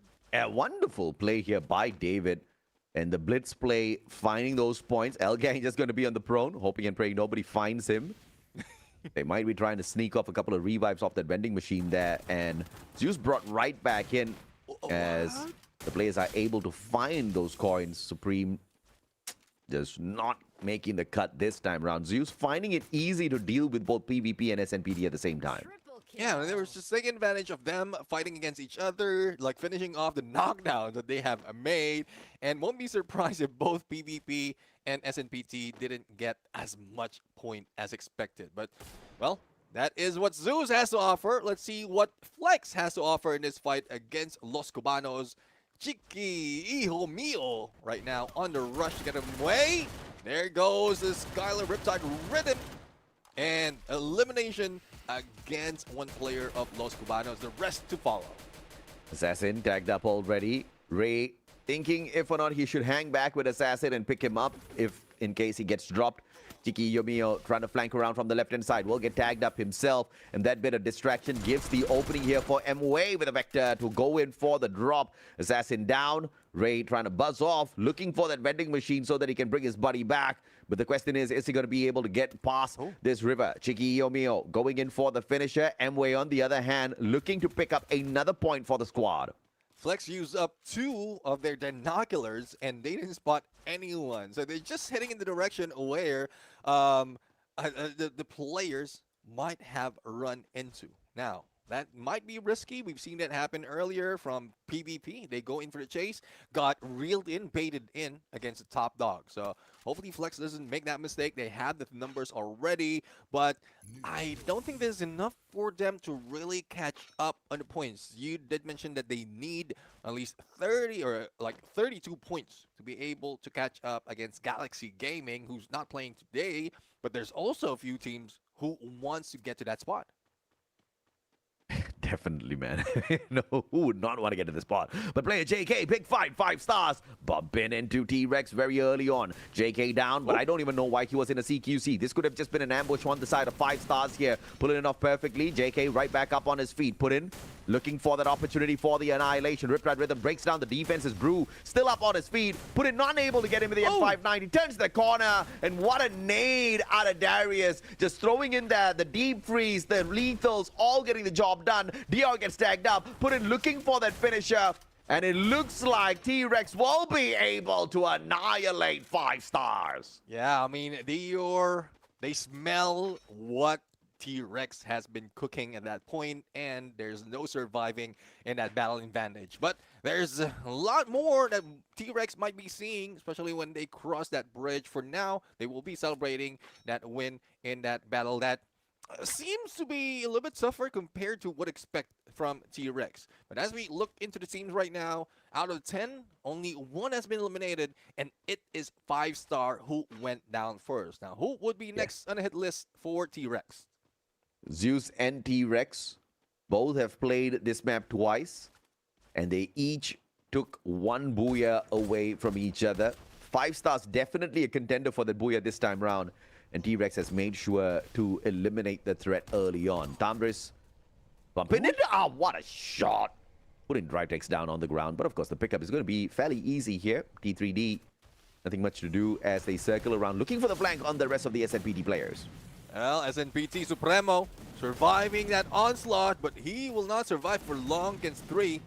SNPT, once again, I mean, I couldn't count them out as early as this. They can always go for a revive, but now it's Los Cubanos going against T-Rex, and T-Rex is on a hunt. Everyone they see, they shut down.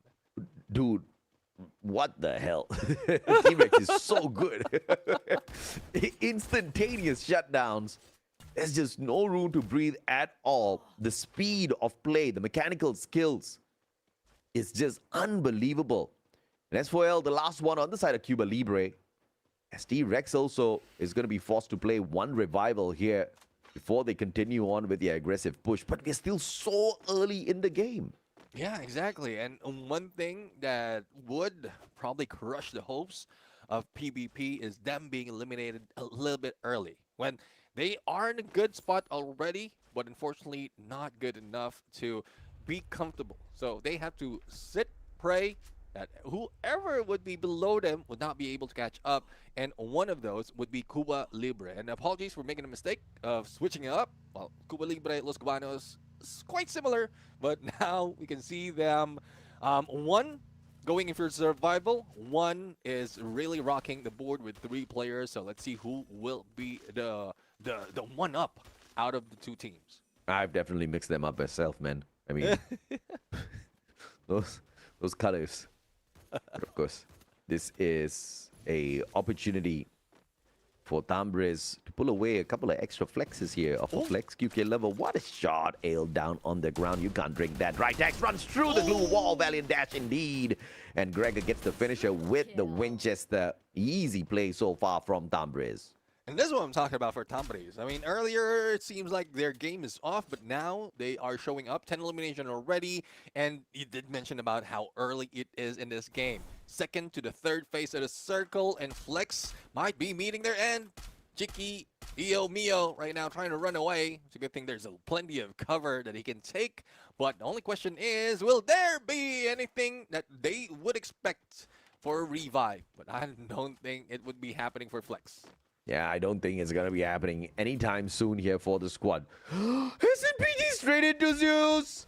This is about to be a disaster. I don't know for whom. As Supremo shuts down Pablo.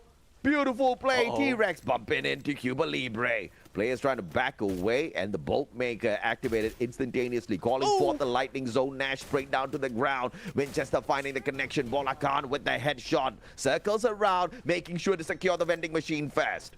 Yeah, exactly. I mean, he checks the corner most of the time. Nicely done. That's one to make sure that there's no stragglers that will be able to survive. Now, it's left to two players, Asukara as well as Nashito.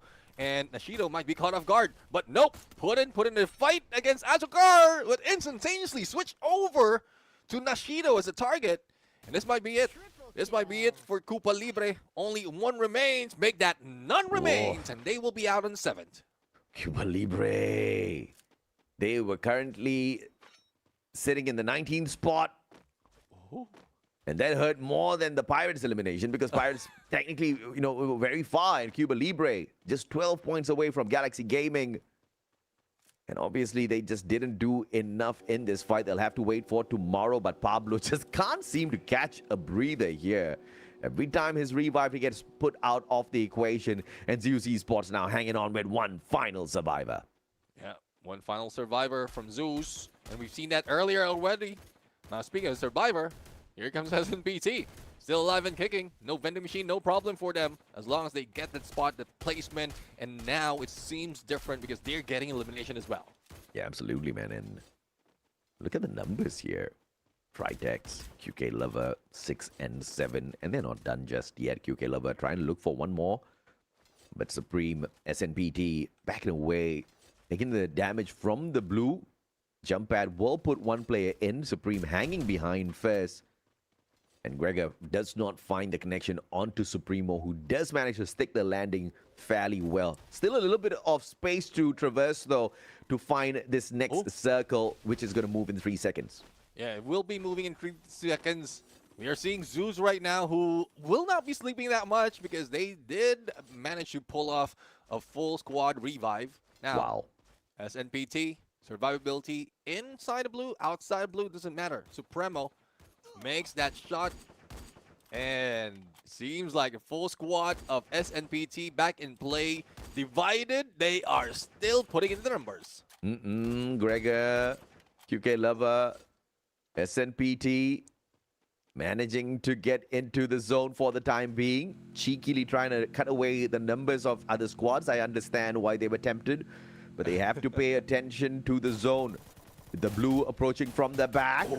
Ambris bumping into one, but Pablo again. Pablo.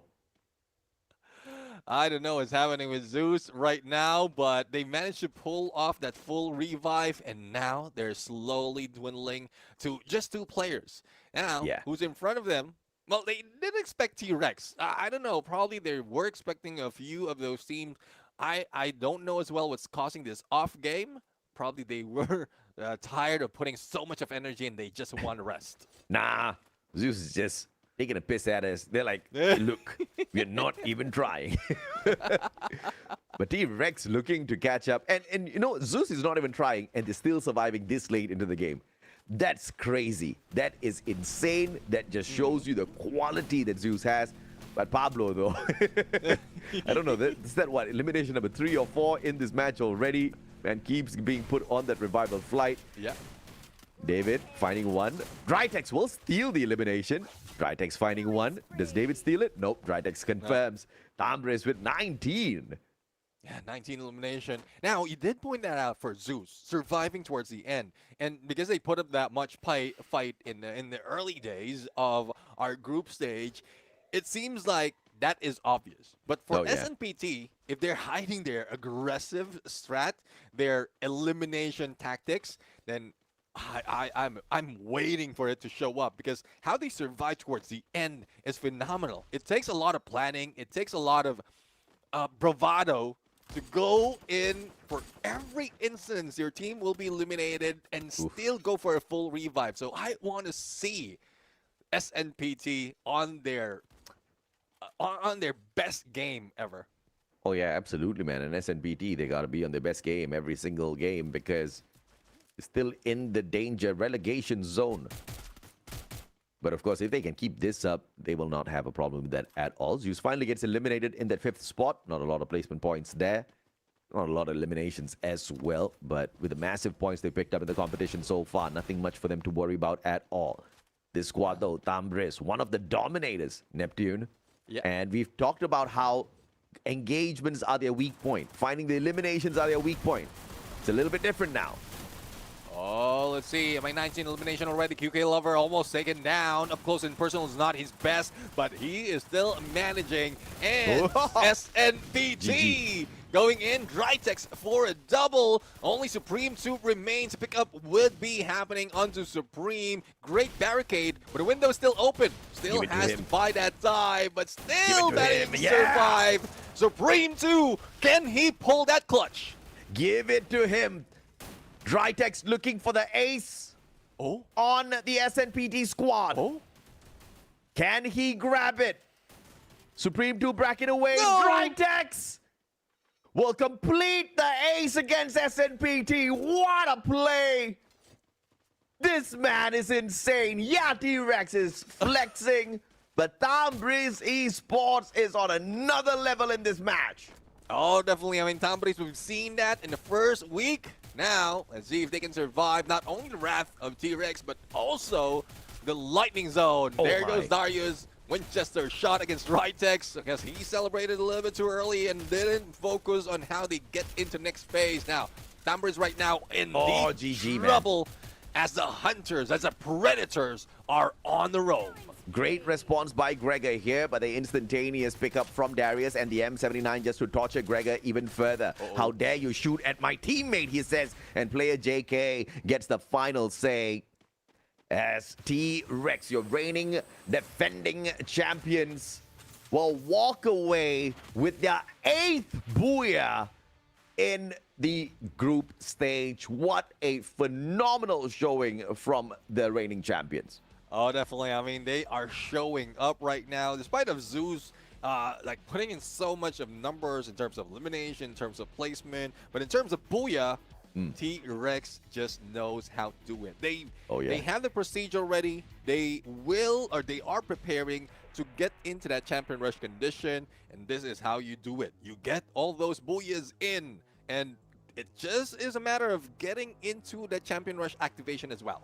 I mean, no doubt at all that T-Rex will be able to activate it, and once it's activated, be able to run away with it, because no other team has been as consistent, as capable as T-Rex to secure these booyahs. They are not just, going out there saying they're capable of booyahs, but actually proving it through the actions, right? But I have to say, Tambris had a damn good game, and Drytex taken down early was a huge plus point for T-Rex. And this is what we were talking about. Tambris does well in a CQC, but when they bump into a team like T-Rex that can engage from afar, if you can't get close to play a CQC, then you lose the fight immediately.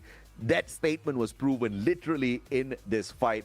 And Darius, as usual, doing everything, getting those knocks, getting the pickup, and then M79ing his opponents into oblivion.